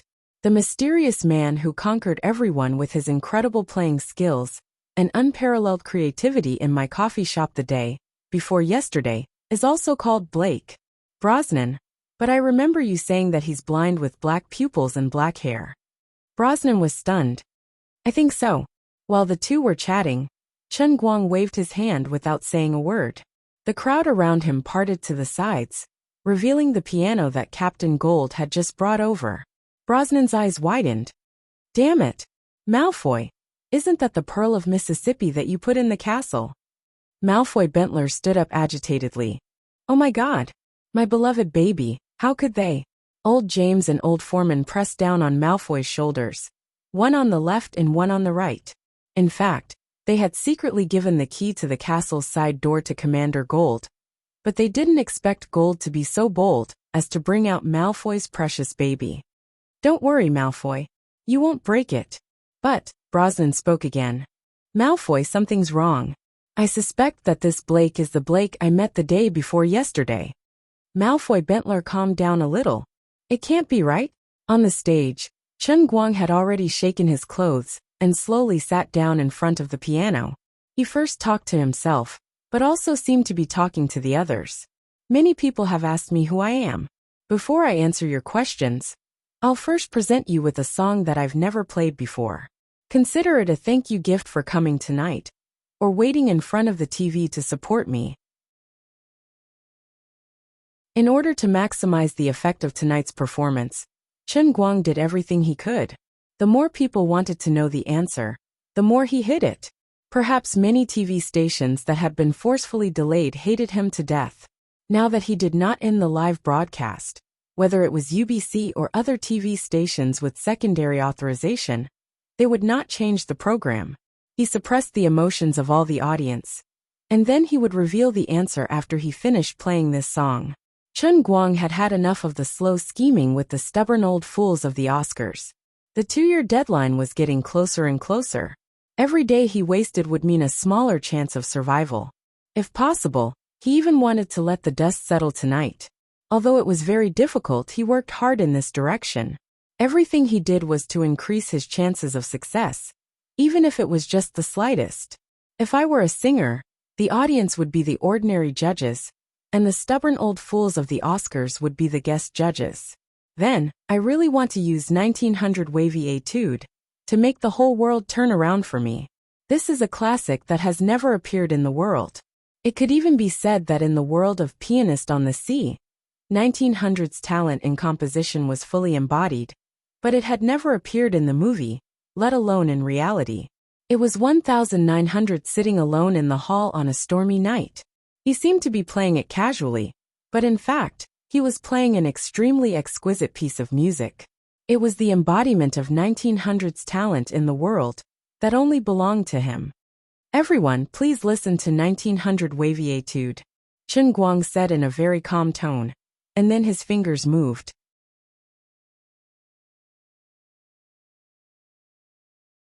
Chapter 11:14. Brosnan and Malfoy, two famous musicians, were at a loss. 1900 Wave Etude? What's that? Have you heard of it, Brosnan? No, I've never heard of it. Malfoy was at a loss. Is it because we're too ignorant? On such an occasion, under the eyes of the whole world, if he really wanted to express his gratitude, shouldn't he play a famous song that everyone was familiar with? But why haven't we heard of it? Brosnan's feeling became more and more obvious. Extraordinary people always do extraordinary things. We're not in a good enough state to understand. Although it was hard to understand, Brosnan was suddenly sure of one thing, after less than 5 seconds of Chen Guang's fingers running over the keys. That's right, this Blake is that Blake. Malfoy, I'm sure that Blake, who plays Romeo, is the blind man who conquered all of us the day before yesterday. I suspected that he was too good at pretending to be blind that day. But if he has such acting skills, then it's not surprising. The song he's playing now should be an original piece inspired by The Pianist on the Sea. He has the ability. If it weren't for the fact that he has so few works, I would even compare him to Tchaikovsky. Hearing that, Malfoy Bentler fell silent, which was rare for him. As proud and arrogant as he was, he had never been so thoroughly convinced by someone. However, he couldn't find any reason to doubt Blake. If both Blake were equally black, Malfoy Bentler could only admire him from the bottom of his heart. His acting skills, which were so perfect that they transcended time and space, and his amazing performance in Brosnan's cafe the day before yesterday, these two incredible talents were so favored by God to be combined in one person. Everyone had adapted the same song, and he had even combined the efforts of dozens of people from Bentler's studio and Brosnan's music academy. But he had completely lost to this guy named Blake. The difference between the two was not just a little bit, but the difference between the light of a grain of rice and the brilliance of the sun and the moon. Just as Malfoy Bentler was feeling indignant yet submissive, Chen Guang's performance finally skipped the simple warm-up and cut to the chase. The notes that were like a torrential storm assaulted one's face. It was so sudden that it didn't give anyone any time to prepare themselves mentally. A second ago, it was as tranquil and soothing as the blue Danube River. But in the next moment, it had become an oncoming sea. The waves were turbulent, and the waves soared into the sky. At a glance, one could not see the end, only the endless rise and fall of the deep sea. The storm came head-on. Although they could only hear the sound of the zither in their ears, and look up at the bright moon and sparse stars in the sky, they felt as if they could feel the dripping of water on their faces. They could even smell the dampness of the sea. The most terrifying illusion in the world was knowing that it was an illusion, but being powerless to resist it. It was the same with the Romeo and Juliet, just now, and it was the same with the wavy Etude 1900 now. It might have been better for others, but for people like Brosnan and Malfoy Bentler, it was a great torment, but it was also a great happiness. Because the two of them had life experience, they understood movies, and they understood music. As a result, they were deeply immersed in the play, and the feelings they felt when they listened to the zither music became even deeper. 10 minutes ago, they were still deeply immersed in the sad story of the young couple, and their hearts ached so much that they couldn't breathe. 10 minutes later, they were dragged into the waves of the sea by a barbaric and domineering force. All of this happened so suddenly, and it was tough and fierce.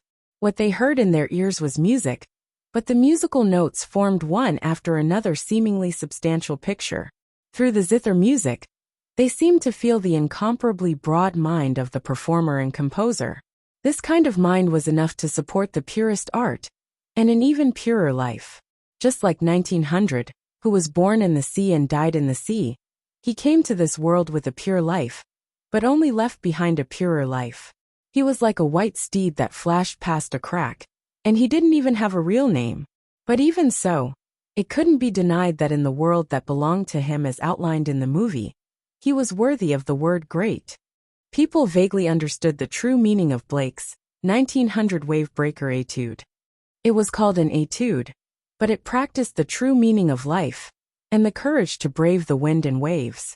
The listener seemed to incarnate 1900, sitting on this small boat of fate, sailing against the wind under the huge waves of life, and sailing far away.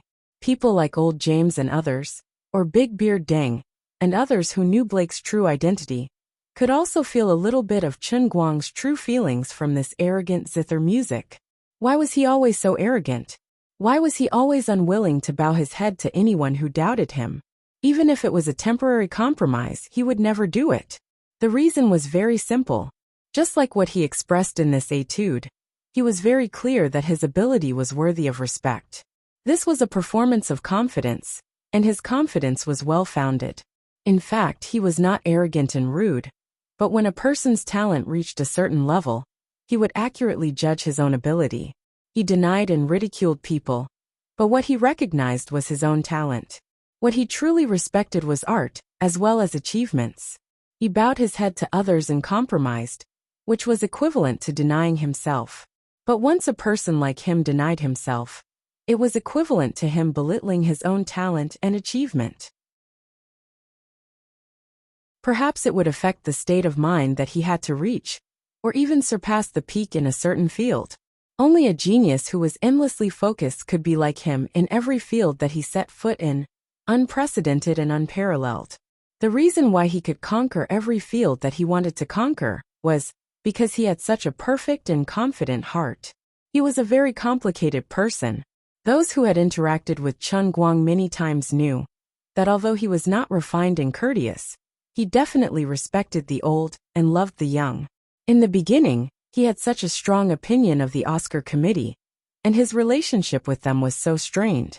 But after Irma pulled some strings, he did not show any arrogance when he saw old James, but instead, he politely called him Mr. Watson.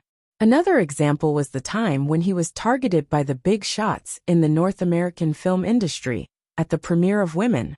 If it wasn't for the divine weapon that fell from the sky, his premiere would have been completely ruined. But so far, he had never spoken ill of anyone in public. Although William Jones and Ben Affleck each accused Chen Guang of being rude on their social media, those who knew Chen Guang knew that it must have been those two guys who provoked him, which was why he had mercilessly slapped them in the face. All these signs showed that the real-life Chen Guang was not like ordinary celebrities who pretended to be approachable and not forget their original intentions, despite being in a high position. Whether he was rich or poor, he really did not change. To achieve this was easy to say, but extremely difficult to do. Only the true detachment from his bones could support his personality of not blaming others when he was lonely, and not being arrogant when he was glorious. But when it came to his professional field, well, even though he had a lot of professional fields, let's call it Chen Guang's field for now. In short, when it came to matters involving Chen Guang's field, he changed from a good boy who respected the old and loved the young to a madman who despised the authority of the world. In the past, Jin Shiyue and Jiang Yage thought that Chen Guang was quite schizophrenic, and sometimes they even wondered if they should find him a psychiatrist. But right now, this wavy Etude 1900, which everyone thought to be Chen Guang's original work, made many people feel that they didn't understand him, or that they didn't fully understand him gradually feel that they understood him. If Chen Guang, who was playing the piano and pretending to be pretentious, knew that his behavior today had left such an impression on people, he would probably laugh his head off. You really think too highly of me, my friends, you really detoxify me. I don't need such a state of mind. I'm basically a master who was forced to learn all kinds of things through force feeding. That's right, I'm actually schizophrenic. But I don't want to see a psychiatrist. It's such a waste of money. Finally, the sound of the piano continued, gradually turning from rapid to slow, and people's hearts that were tightly gripped slowly calmed down. People looked back, and in this dark night, they seemed to see a window on the side of the ship. A ray of warm sunlight after the wind and rain shone through the window into the cabin of the ship, which was filled with countless floating dust. People's eyes were filled with the golden radiance of the sun, and countless dust spirits were jumping in the light. The imaginary scene in the minds of the listeners was like the song of the spirits coming from a quiet 1,000-year-old forest, which could make people's hearts become more peaceful and peaceful. After the sound of the piano stopped, whether it was in front of the stage or in front of the TV around the world, it seemed to be quiet for a whole minute, and then there was a deafening applause. Standing up from his chair, Chen Guang faced the stage. He faced the legal footage of UBC and YouTube, as well as the infringing footage of Twitch and ABC. However, he was not interested in pursuing these people's infringement. Instead, he deliberately waved in the direction of these infringers and nodded slightly. Chen Guang's encouragement gave these infringers a shot in the arm. Now everyone could guess that this Romeo and Juliet was specially prepared by the Princeton drama troupe for Mr. Black. Even Kinte Cameron was taking the risk of losing everything. So, even though everyone was signing a contract with the Princeton Repertory Company, Mr. Blake was the one who had the final say. As long as he agreed, then they could shoot with confidence. Chen Guang held the microphone in his hand and was not in a hurry to speak. Instead, he looked forward with eyes as deep as the sea.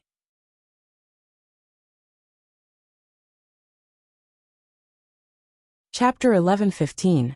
The sea of people formed by the audience stretched from the stage to the castle villa building dozens of meters away, spreading out in a fan shape. Sitting at the front were the 100 or so members of the Oscar committee. Chen Guang nodded to old James and the others in the crowd, whose eyes were shining. The crowd spread out on both sides. Many of them were celebrities from all walks of life that he had met in Brosnan's cafe that day. Chen Guang even saw Bravo and Waltzman, the two big bosses of Prince's laboratory, in the crowd. Oh, and the heads of other scientific research institutions, who have been arguing with Zhuo Jingxi recently. Other people, counting from here to the distance, were densely packed. Unknowingly, the place had been filled with nearly 20,000 people. Chen Guang glanced at the various cameras again. He thought to himself, there should be about 200 million viewers around the world right now, right? Then, this means that on average, one person in every 30 people in the world is watching the live broadcast of his stage play. According to the principle of word of mouth, as long as today is over, then the whole world will be shocked by his talent, especially his talent in acting. I only have one goal, and that is to make everyone who wants to watch movies or TV surrender from the bottom of their hearts and recognize that I, Chen Guang, am the strongest performing artist in the history of mankind. Thank you everyone. Thank you everyone. Thank you. Chen Guang finally spoke. He was full of energy, and his pronunciation was perfect. This sentence was said in English, and it was a very pleasant, noble, and elegant medieval aristocratic accent. Across the ocean, Jean Shuriyue and Jiang Yage clenched their fists tightly, looking very nervous. Sister Shuriyue, what are you nervous about? Yage, I'm nervous about what you're nervous about. I think he's going to start showing off. He's happy. Oh my God, where did you learn such rude words? You can't blame me. Didn't he read online novels from time to time some time ago? I also read his book and accidentally learned it. But this word is very suitable to describe him now. Aren't you the same? No, I'm just thinking that once he reveals his identity, the Oscar will be in the bag. I'm happy for him. Old James and the other members of the World Party held their breath. They knew that the real master, who had been neglected and prejudiced recently because of his skin color and personality, was about to reveal his true face to the world. When that time came, he really wanted to see how Fred and the others would react. I'll definitely go to Donnett's house and drink all the wine he's hiding. This is his punishment. Madame Joshdam had brought back a copy of World Faction early in the morning. No wonder Donald had been hiding and refused to leave the house. He must have been studying it wholeheartedly. Previously, everyone was worried about his safety and repeatedly called him, but he was always secretive and refused to confess. He was clearly selfish. He must have decided to run naked, because he sincerely recognized Chen Guang's artistic achievements and felt guilty. If you had told us earlier, we wouldn't have treated such a great artist like that. Do you want us to become negative examples in the history of art? We've been ruined by you. As for those who didn't know Blake's true identity, the doubts that had been hidden in their hearts were getting stronger. Who was this Mr. Blake, who was like a gift from God to mankind? On the other end, Chen Guang finally spoke again. I know that many of you have all kinds of guesses about my identity. That's right, I'm not Blake. This is just an alias that I came up with. Everyone listened attentively. He was finally going to reveal the answer. On the stage, Chen Guang grinned before he took a deep breath and spoke in a different language. Let's not talk about this matter anymore, Chen Guang said. Thank you all. My friends from China. Remember to like and follow me. Double-click 666. Pft. Big Beard Deng, who was overwhelmed with emotions, was forcing himself to drink water to suppress his shock. When he heard that, he spat a mouthful of tea onto Yang Shi's face. Jiang Yage fell to the ground. I knew he could speak Chinese, but your northeastern accent is too abrupt. Jean Shirua covered her mouth and laughed. Isn't that his style? When the Huaxia people heard the standard northeastern dialect, how could they not know that this golden-haired young man was one of them? They cheered. On the other hand, the European and American audiences were bewildered. What? What does that mean? Is that Chinese? Can someone translate it for me? Mr. Johnson, I've learned a little bit. Booker, go ahead. The first sentence is to thank you all 3 grams of oil. The second sentence is, old iron block from China? What? Old iron block? What does that mean? It's probably an old antique that shows respect and gratitude to others. The second sentence is to ask people to like it. Yes, like it, then follow him. Just like how we follow Taylor Swift's Twitter. The last sentence is to ask people to hit 6. Hit 6 in a row. Poor Mr. Johnson. He had no idea what his secretary Booker had translated. Maybe even Booker himself didn't know. But on the stage, Chen Guang suddenly turned around and took a towel from Elma Watson. The towel was soaked in makeup remover. He had to perform a big face change and turn Blake into right chin in a second. The silicone prosthesis on his nose bridge was a little tight. It would take at least half an hour to remove his makeup. But it didn't matter. The skin of the Earth Sauce Bomber was very durable. His makeup removal was a skill. Force could create miracles. Under the dazed gaze of countless people, Chen Guang smiled and slowly covered his face with the towel. Swoosh. Chen Guang's face on the cover of World School of Performing Arts, and the poster of women, had suddenly appeared in front of everyone in an extremely sudden manner. Under the night sky, his blonde hair fluttered in the wind. His smile was so special. Below the stage, there was a lot of wailing. The first to bear the brunt was not President Fred, but William Jones, who was hiding in the crowd, Chen Guang's best competitor for the Oscars. Oh, God. My God. Why? Why is it him? William Jones held his head in his hands and screamed. He couldn't control his emotions at all. On the other side, Ben Affleck wasn't much better than William. At this time, the lead of July, a 3-time Oscar nominee for Best Actor, and a double winner of the Berlin Film Festival and the Paris Film Festival, was slowly squatting on the ground with a red face. He was so ashamed and angry that he wanted to find a hole to hide in.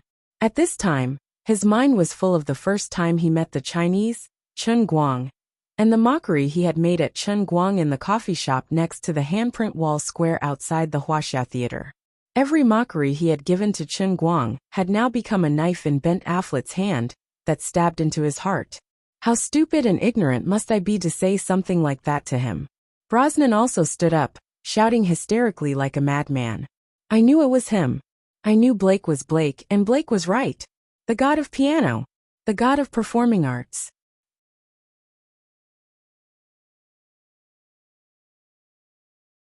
Chapter 11:16. Brosnan's roar woke up the celebrities in the crowd who loved jazz and performing arts. They had seen Blind Blake the day before yesterday. There was an uproar. And these people were even more excited than the ordinary audience. Blind Blake, Romeo Blake, Chen Guang, the male lead of Women, and the world's best microsculptor, the world's best linguist, the world's best. Okay, this guy has a lot of titles that can be called the world's #1. 2 days ago, he even made world-renowned research institutions like Prince Laboratory and Alamo Laboratory bow to him in some high-tech field.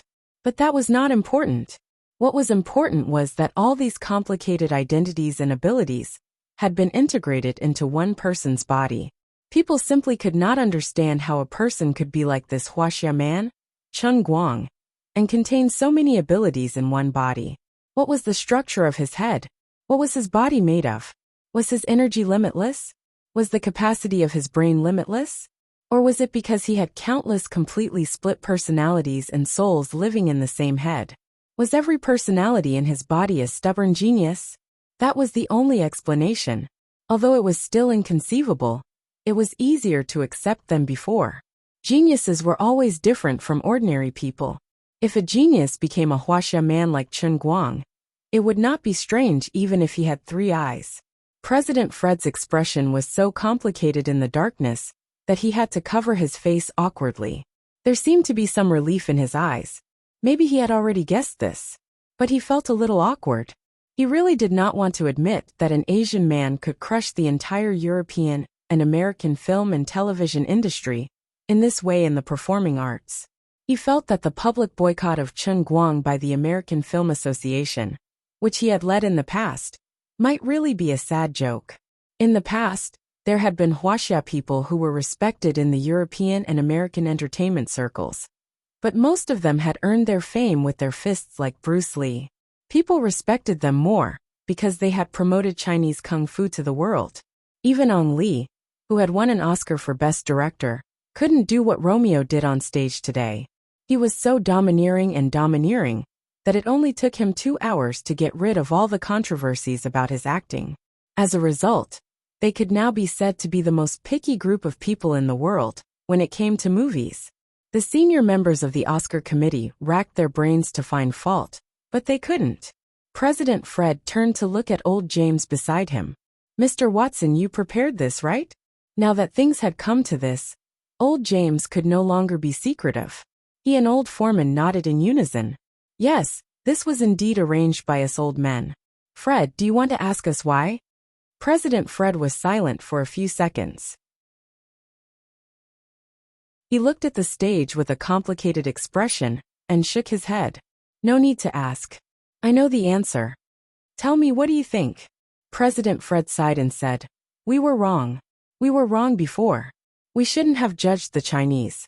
No matter how good our reasons for boycotting him were, we were wrong.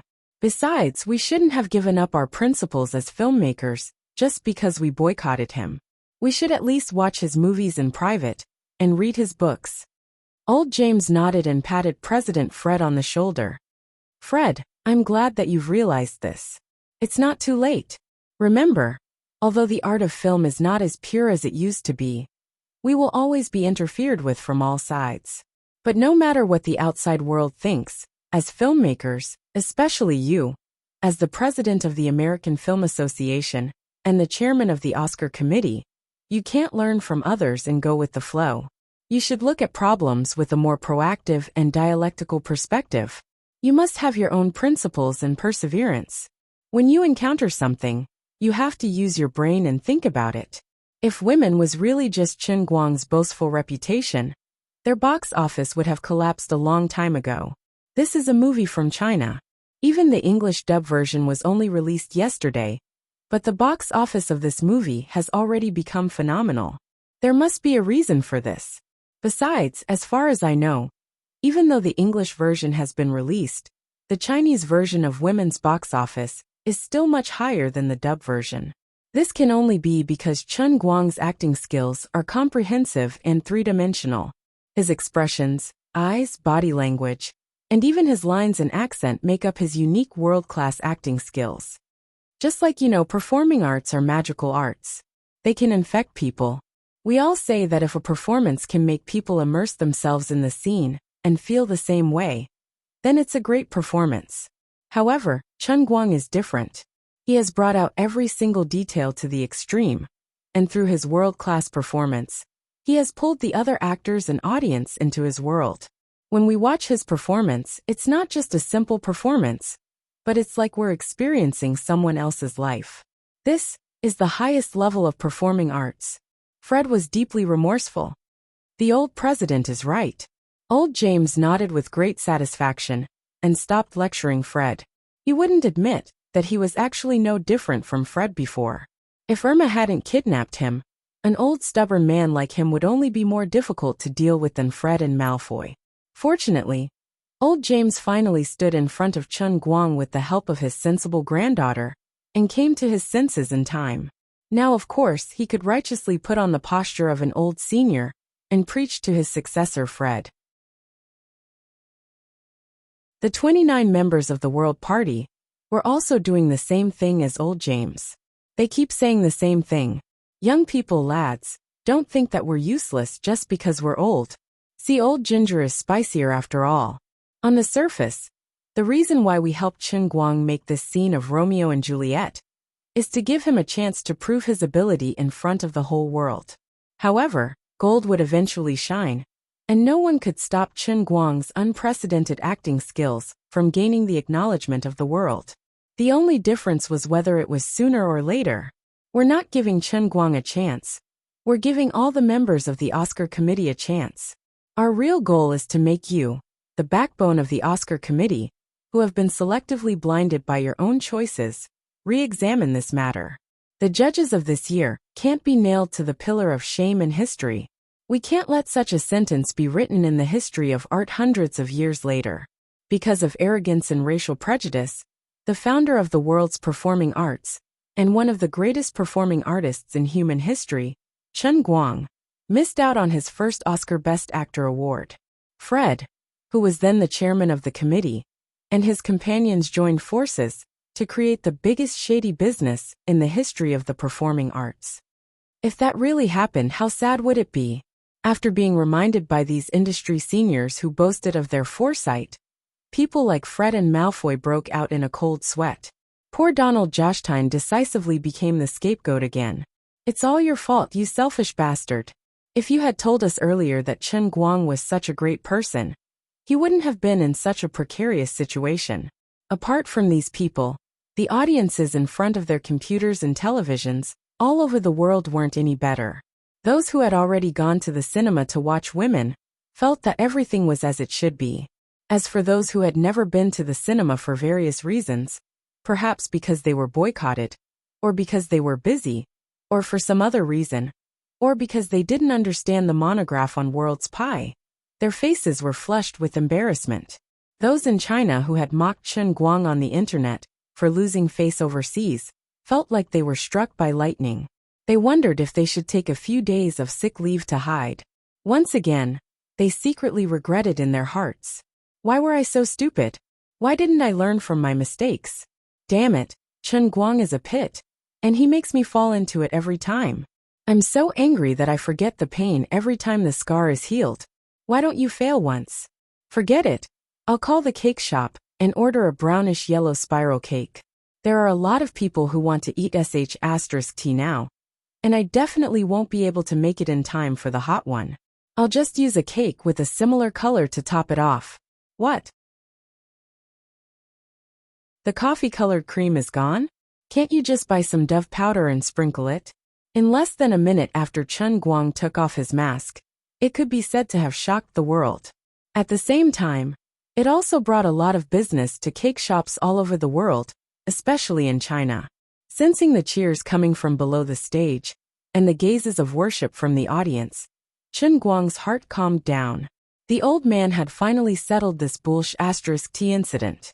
The so-called best effect of acting cool was, of course, to let those who thought highly of him and supported him feel proud, and to let those who only wanted to see him make a fool of himself, and wished that he could fall to the bottom of the abyss, feel so much pain that they wished they were dead. This time, who knew how many people were going to live stream themselves eating **t?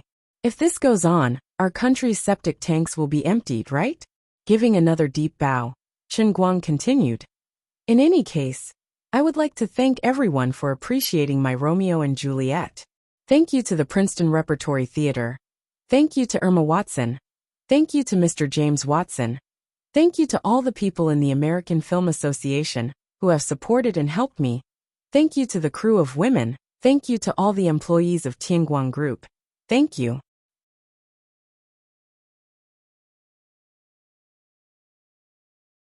Chapter 11:17. Chen Guang really couldn't remember how many people he had thanked. He simply racked his brain for fear that he would miss out on someone. He had already treated today as his own award ceremony. Also, I have to thank a certain person who has been supporting me from behind. No, it's my goddess. As the saying went, milk is mother. Although Chen Guang and Luli seemed to be at loggerheads on the surface. He still had to express his gratitude subtly at such a critical juncture. Recently they had been on bad terms. It would be good to coax her a little. Lastly, I would like to thank my parents. Feng Tianyu tried his best to signal him with his eyes. Chen Guang felt helpless. All right, I still have to thank the country. Feng Tianyu heaved a long sigh of relief. The boss was really knowledgeable.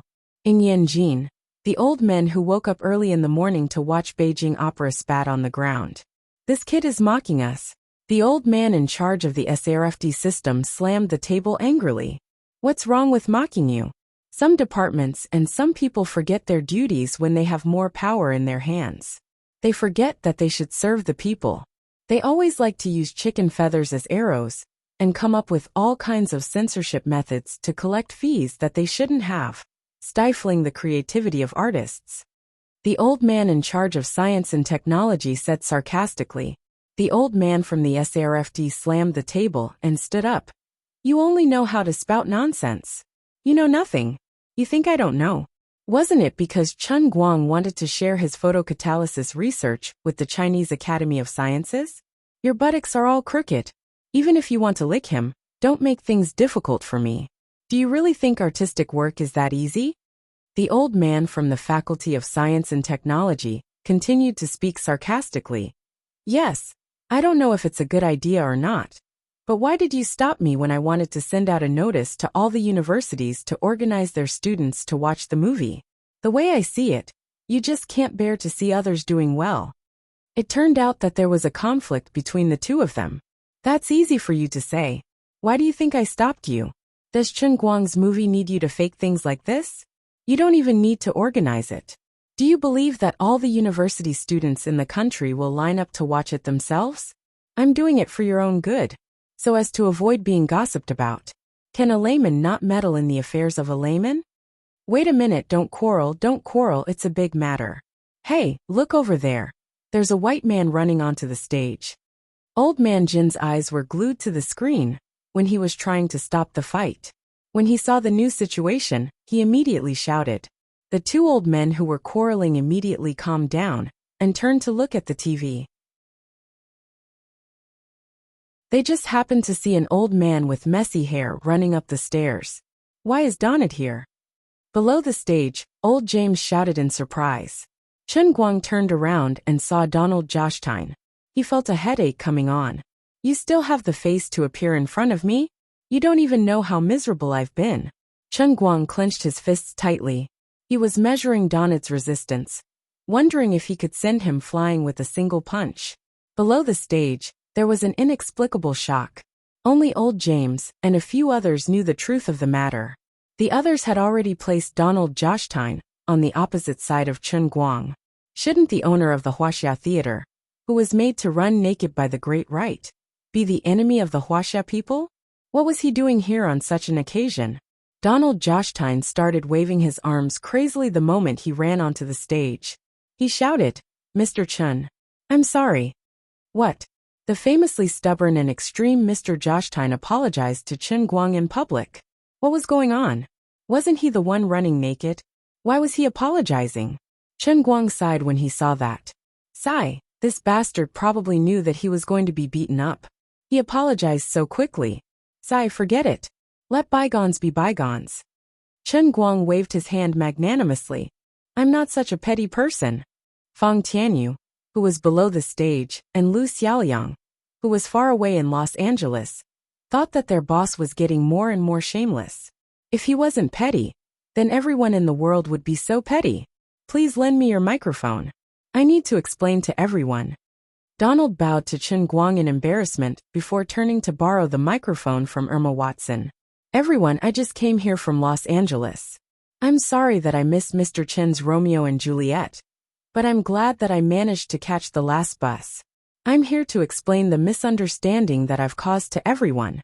My conscience tells me that my pursuit of film art tells me that I can't let Mr. Chen's performance be doubted. I can't let the misunderstanding continue. Mr. Chen from China is the greatest performance artist that I, Donald Joshtyne, have ever seen in my life. I swear on the honor of the Joshtyne family. After a short break, and catching his breath, The first thing Donald said into the microphone stunned everyone with his mouth agape. Then why did Mr. Joshtyne run naked in the Chinese theater? Not far away from the stage, the reporter decisively made a professional response and loudly asked this very sharp question. Everyone thought that Donald would at least be embarrassed. After all, he only wore a tie and checkered underwear, which made him look very funny. He had embarrassed himself.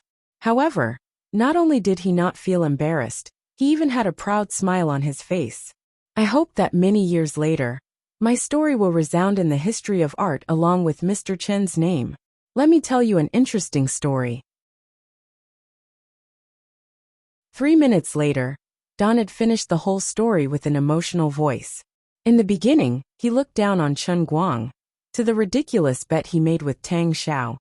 And when Chen Guang received the support of many famous figures in the industry, he still felt indignant in his heart. He felt that the art of film was being humiliated.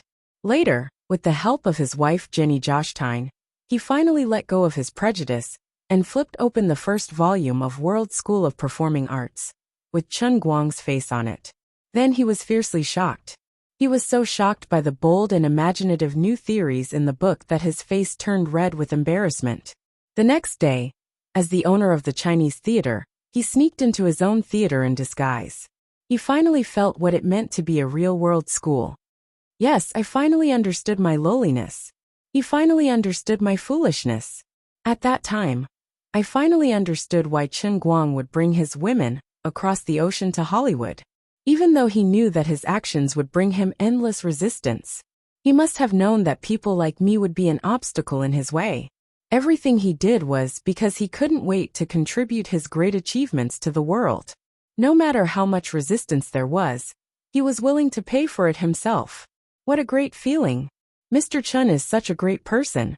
In order to defend true art, in order to make the light of art even more dazzling, he charged forward like a brave soldier on the battlefield.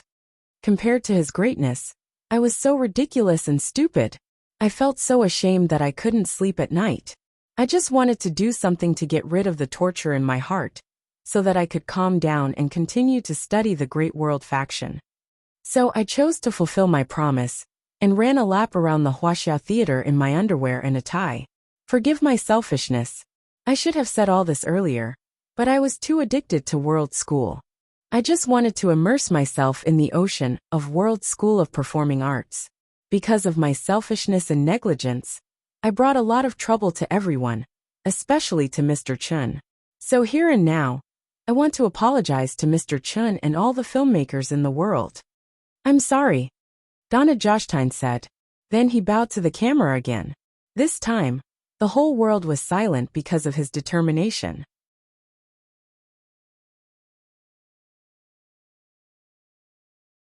Chapter 11:18. Chen Guang chuckled. Mr. Joshtyne, don't be like this. It's not that serious. Joshtyne's apology was sincere, and he did it in front of the entire world. Most importantly, Donald Joshtyne was a very honest man. Alright, he was a stubborn man. When he looked down on you, he would ignore you even when you waved a check at him. When he looked up to you, he would even throw away his pride to support you. It was torture to deal with such a person, if you could not grasp his weakness. But once it was to his liking, or it could be said that he was subdued by something deep in his heart, he would no longer be secretive like many people who wanted to save face. Instead, he would directly turn from an enemy to a fan. Sensing the gazes of admiration coming from below the stage, Chen Guang couldn't sense any enmity, even with his acute senses. He even unconsciously glanced at William Jones and Ben Affleck, who were hiding in the crowd. These two were his strongest competitors for the Oscars. They used to be so arrogant, but now when they accidentally made eye contact with him, they turned their heads away in shame with apologetic looks in their eyes. Chen Guang could roughly imagine that at this moment, there might be people among the nearly 200 million people in the world who still had doubts about him. But that was no longer important. At least in the hearts of the majority of the audience, his acting skills were undoubtedly the best in the world. However, this was not enough. Performing arts, such as movies and even TV series, had a wide audience.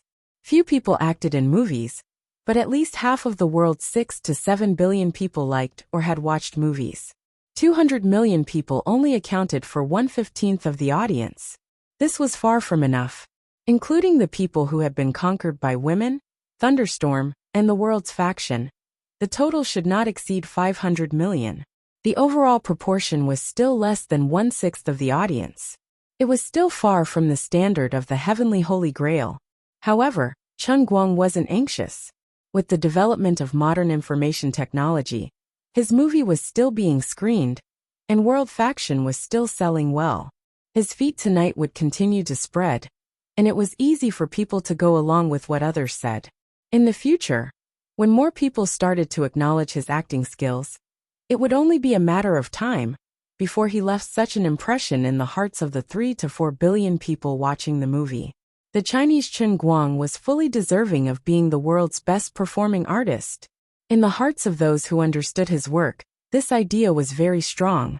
In the hearts of those who were merely parroting, this idea might still be doubtful, but at least it would leave an impression. Even if they did not completely approve of this idea, they would not deny it either. At least they knew about this person and this matter. Now, what Chen Guang had done was equivalent to lighting a fire on dry wood and pouring a bucket of oil on it. Even if it rained, it would not be able to stop the fire. At this moment, Chen Guang knew that he had basically succeeded. Donald spoke again. "Mr. Chen, I'd like to take this opportunity to officially invite you to leave your handprint on the handprint wall in front of the Huaxiao Theater, on behalf of the Huaxiao Theater. This will be the greatest honor of the Jiashdan family in the past 100 years of being involved in the film industry. Please allow me to express my sincere apology and unparalleled respect to you, with the highest courtesy of the Jiashdan family." Indeed, there had been Chinese people who had left their handprints on the handprint wall in the past. However, that was the operation of the market economy. It was not recognized by the mainstream in Europe and America. Because of that, it had caused a lot of controversy. As a result, Donald had not allowed anyone to leave their handprints on the wall for the past 2 years. In fact, Donald had not even attended the handprint ceremony back then. The people who had paid to leave their handprints on the wall were not using the same wall as Master Chaplain and the rest. They had built a new wall later on, and did not have any actual status at all. Of course, the people in China would definitely not take the initiative to talk about this. In fact, once it was reported on the internet, they would try their best to suppress it. It had probably been many years since Donald had publicly invited someone to leave their handprint on the handprint wall, let alone in such a respectful tone. Suddenly, a figure rushed up from below the stage. It was Fred, the president of the American Film Association. He took the microphone from Captain Gold and stood beside Chen Guang. "Mr. Chen, on behalf of the American Film Association and the Academy Award Committee, I would like to formally invite you to leave your name in the World Film Hall of Fame in Hollywood. In addition, I would like to sincerely invite you to give us a real public lecture. We really want to hear you personally explain your world-class performing arts." As expected of Fred, who was half in the film industry and half in politics, his ability to adapt to the situation was not just for show. Just 2 hours ago, he was the most influential person in the world who was boycotting Chen Guang. However, he had now become Chen Guang's most loyal fan. Perhaps it was because he was really moved by the world-class party, or perhaps it was his decision after weighing the pros and cons. However, there was no doubt that Fred's attitude would play a decisive factor. Chen Guang took a deep breath and nodded at both of them. Then he said in a serious tone, "All right, no problem." Hence, under the watchful eyes of almost 200 million people, Donald Jostein and President Fred, representing 2 different film halls, issued an official invitation to Chen Guang. Chen Guang also accepted the other party's offer of a way out. Actually, based on his temper in the past, even if he had the upper hand, he would not stop until he humiliated the other party to vent his anger. However, things were different now. Chen Guang had become a big shot, and the other party apologized sincerely under the watchful eyes of the public. Moreover, the more obvious their change in attitude was, the more contrasting it would be in the eyes of ordinary people. This would be a great help to Chen Guang's subsequent attempt to become a god of acting. Tonight's 3-hour global live broadcast of the stage play finally came to an end in a joyous atmosphere. Subsequently, reports about Chen Guang's version of Romeo and Juliet spread all over the world like snowflakes. There was also Donald Josh Tynes' apology and clarification, as well as President Fred's invitation. Of course, there were also all sorts of flattery that involved women and the World Party. Overnight, Chen Guang's name changed from a new actor who had just entered the industry to a world-famous master. They had heard of Chen Guang in the past, and this was akin to having their impression of Chen Guang refreshed. They quickly overlapped the actor Chen Guang with the countless identities he had in the past. Finally, when they realized that they were the same person, their personal image of Chen Guang rose once again. That night, the midnight screening of Women in the United States once again exploded in the box office. It continued to rise against the trend, and even surpassed the feat of breaking 10 million people in a single day. The one-day box office reached an incredible US $50 million. In addition, originally, Chen Guang had no plans to release in Europe. Recently, several large European hairstyling companies had been negotiating with the Tianguang Group in China. They had also besieged Lu Xiaoliang and Fang Tianyu in Los Angeles and Princeton respectively. If it weren't for the strong moral character of the Tianguang Group, they would have been addicted to the sugar-coated bullets thrown at them. Originally, the negotiations had been going back and forth. Because the price and terms of both parties hadn't reached a completely satisfactory level within the Tianguang Group, they hadn't been able to come to an agreement. As for Chen Guang's opinion, when Fang Tianyu asked him, this was what he said. Don't talk to me about these trivial matters. Anyway, I only have one request. We've spent so much money here. Since the European side has taken the initiative to come to us, of course, we have to take the money. Most importantly, they have to ensure the transparency of the screening schedule and box office statistics. As for the distribution of the box office, you guys know better than me. Anyway, the more money the better. The more people watching the film the better. I don't care about anything else, I only care about the results. Now, after tonight's events, the distribution companies in Europe, Oceania, South America, and even Africa, who refused to make any concessions in the previous negotiations, almost collapsed. Originally, they could still insist on the conditions, because they had made up their minds that if they couldn't come to an agreement, they would let the domestic distribution companies unite and not import the film. However, now that Chen Guang's Romeo and Juliet had exploded in the word of mouth, the local audiences who had been waiting for a long time for a blockbuster were unhappy and started to protest. In addition, when the benefits weren't tempting enough, they could unite and not import the film. But now the potential benefits were enough to move everyone. Almost everyone knew that once a film like Women was introduced, it would be like an old hen that laid golden eggs. The business world was like a battlefield. Who could resist such a temptation? In the end, almost all the distribution companies in all the continents reached an agreement in an instant. They went from working together to not importing the films to working together to import them. Apart from that, they made appropriate concessions in terms of box office revenue, but gave preferential terms in terms of the screening rate, which was enough to move people. That night, matters related to the introduction and distribution of Women in other continents were almost finalized. As for the Asia-Pacific region, everything was handed over to Qianda Pictures, which was one of the investors. In addition, the follow-up development of the audio and video copyright of Chen Guang's version of Romeo and Juliet was also handled by Fang Tianyu and Lu Xiaoliang, who were in the United States. Although the Princeton drama troupe was responsible for this matter, and it was led by Old James and the others, all the expenses came from Chen Guang's account. When Chen Guang asked Fang Tianyu to complete the funding, he had already signed the relevant contract for the entire program's copyright. The Princeton drama troupe took the money, but the copyright belonged to the Tianguang Group. In addition, that night, Zhuo Jingxi, Hua Ling, and Zhong Yu stayed in the Prince Laboratory Industrial Park under the protection of Auntie May. They were busy all night.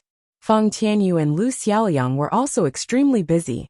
Only Chen Guang was comfortably lying in the hotel like a deity. 1 minute on stage was 10 years of hard work off stage. Although it only took him a moment to learn acting in the real world, he had suffered a lot in the world of cups. In order to achieve the most perfect performance, Chen Guang was also in a state of desperation. Not only did he drag everyone into the play, but he was also deeply immersed in the play. Although his mind was far more tenacious than ordinary people, he was still a little tired. He slept soundly, and when he opened his eyes, it was already the next day.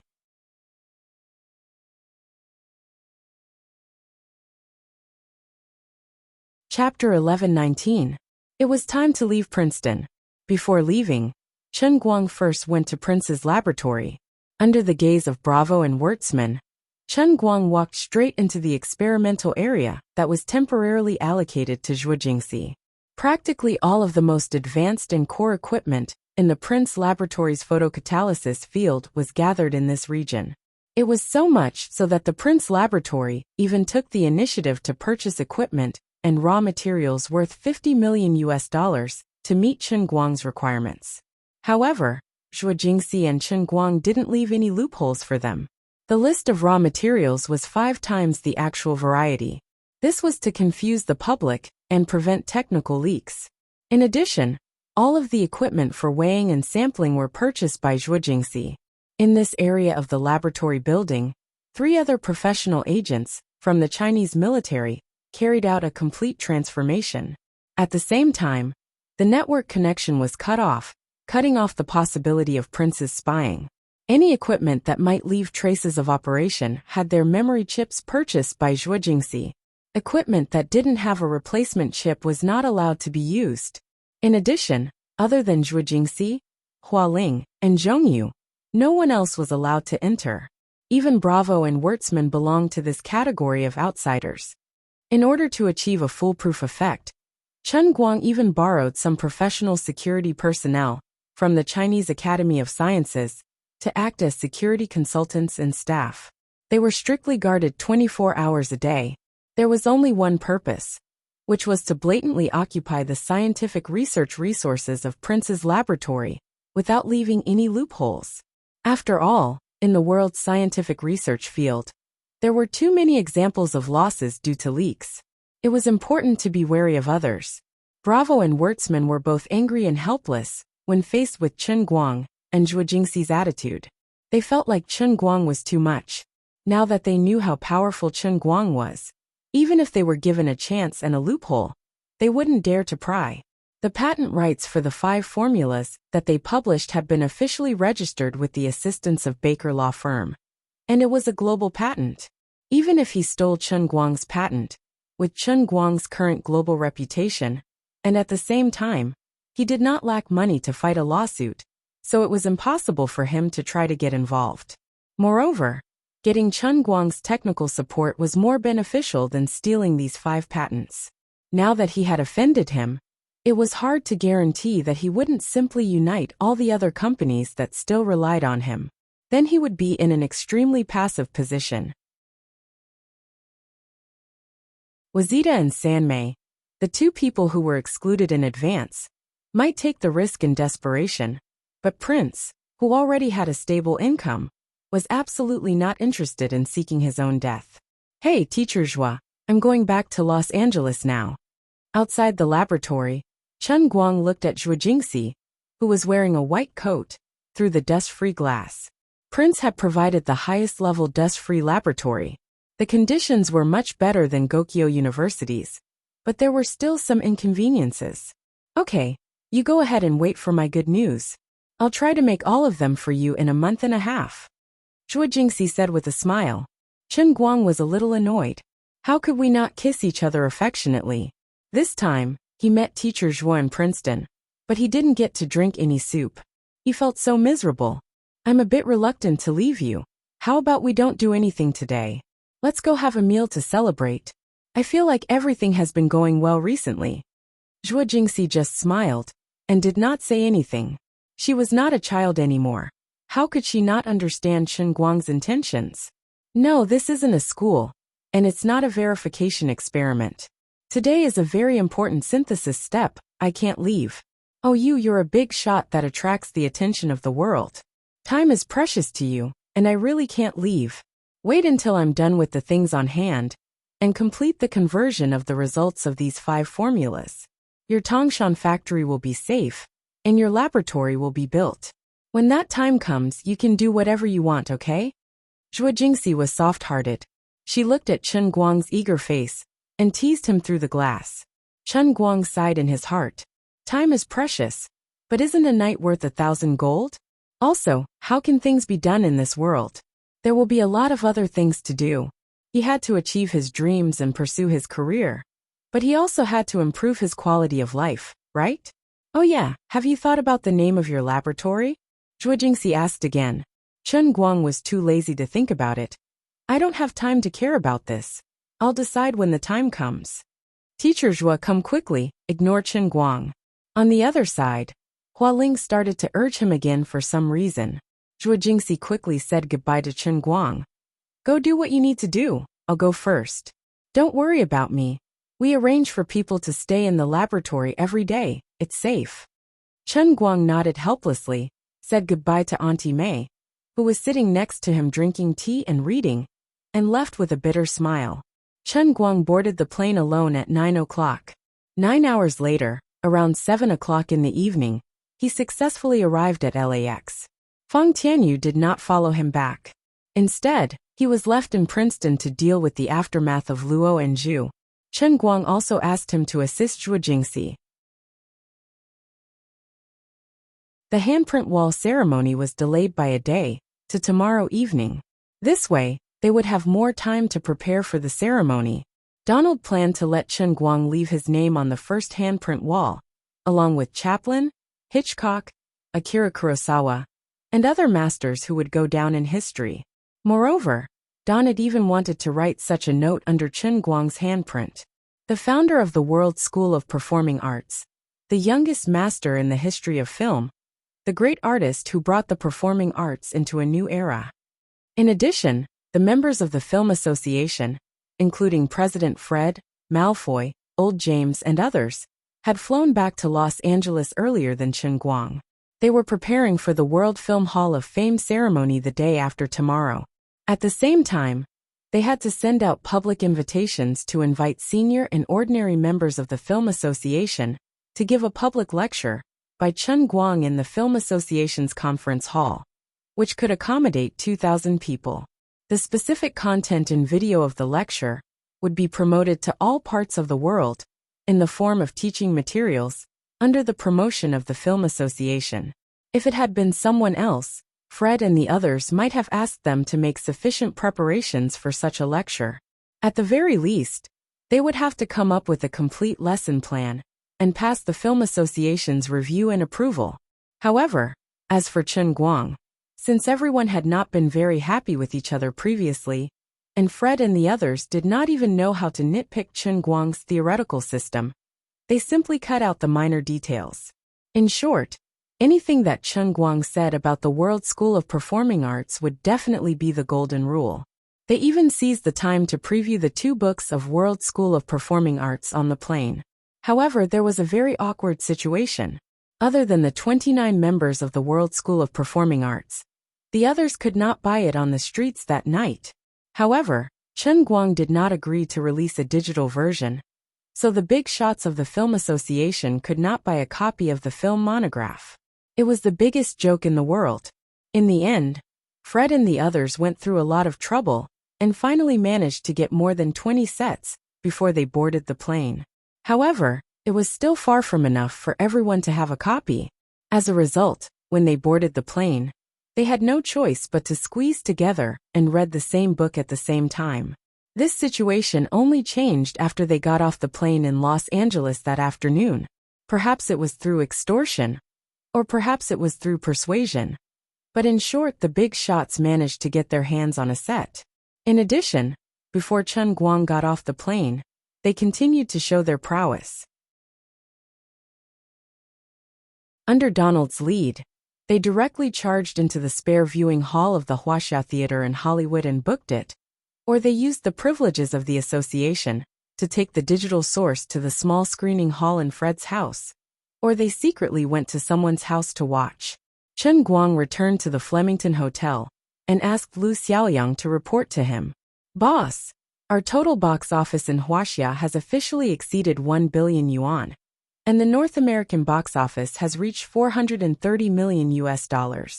Currently, the full distribution contracts for the rest of the Asia-Pacific countries, Europe, Oceania, South America, and Africa have just been signed. The day after tomorrow at the latest, it will be released worldwide. Chen Guang nodded calmly and satisfactorily. That's good. Buttface was stunned by Chen Guang's calmness. No wonder he was the boss. He could remain calm even if Mount Tai collapsed in front of him. If it was someone else who heard such a box office performance, wouldn't they jump 3 feet high? According to the estimates of accounting firms such as PricewaterhouseCoopers and a market research company under Forbes, the global box office of women is very likely to exceed $2 billion. Chen Guang was still very calm. Who has the highest box office in history? How much is it? It's James Cameron's Avanti. Ah no, Avatar, too. $73 billion. The second place is still Cameron's Titanic, too. $185 billion. Chen Guang sighed. It's very difficult to be the first in history. Lu Xiaoyang felt lucky that he had been with the boss for some time. If it were someone else, it would be very difficult to resist the urge to beat him up. Boss, in the past, it was very possible for a movie to be released for a year. Times are different now. Even the best movie will not be released for more than 3 months. $2 billion is already very impressive. Chen Guang shrugged. Fine. How much can we get? The average domestic box office is 40% to 60%, and we can get 5% of the North American box office. After pulling in all of them, deducting the distribution costs, and the share we give to Qianda Pictures, our company's final profit should be around $700 million. Chen Guang's lips curled up slightly, and then he suddenly stopped smiling. I can't smile. I can't smile. $700 million. I can only get tens of thousands of RMB a month from a female student in a film school. With so much money, if I were to do bad things, how much can I get? Harem of 3,000 beauties. Oh no, I can't control my arm anymore. Damn, maybe I've been holding it in for too long. My mind has been a little open recently. That's good. What else is going on? Tell me all at once. In North America, the General Edition and Deluxe Edition of World School Performing Arts have been sold out. Now we want to print 5 million more General Editions and 1 million Deluxe Editions. But that you're tuning in to the Li Mei's Sword of Destiny YouTube channel. We're so grateful for your support, and don't forget to subscribe to join us on this incredible journey through captivating stories. Your generosity through donations truly makes a world of difference, as it's the primary source of revenue that allows me to expand and enhance this channel for you. Thank you from the bottom of my heart for being a part of this adventure.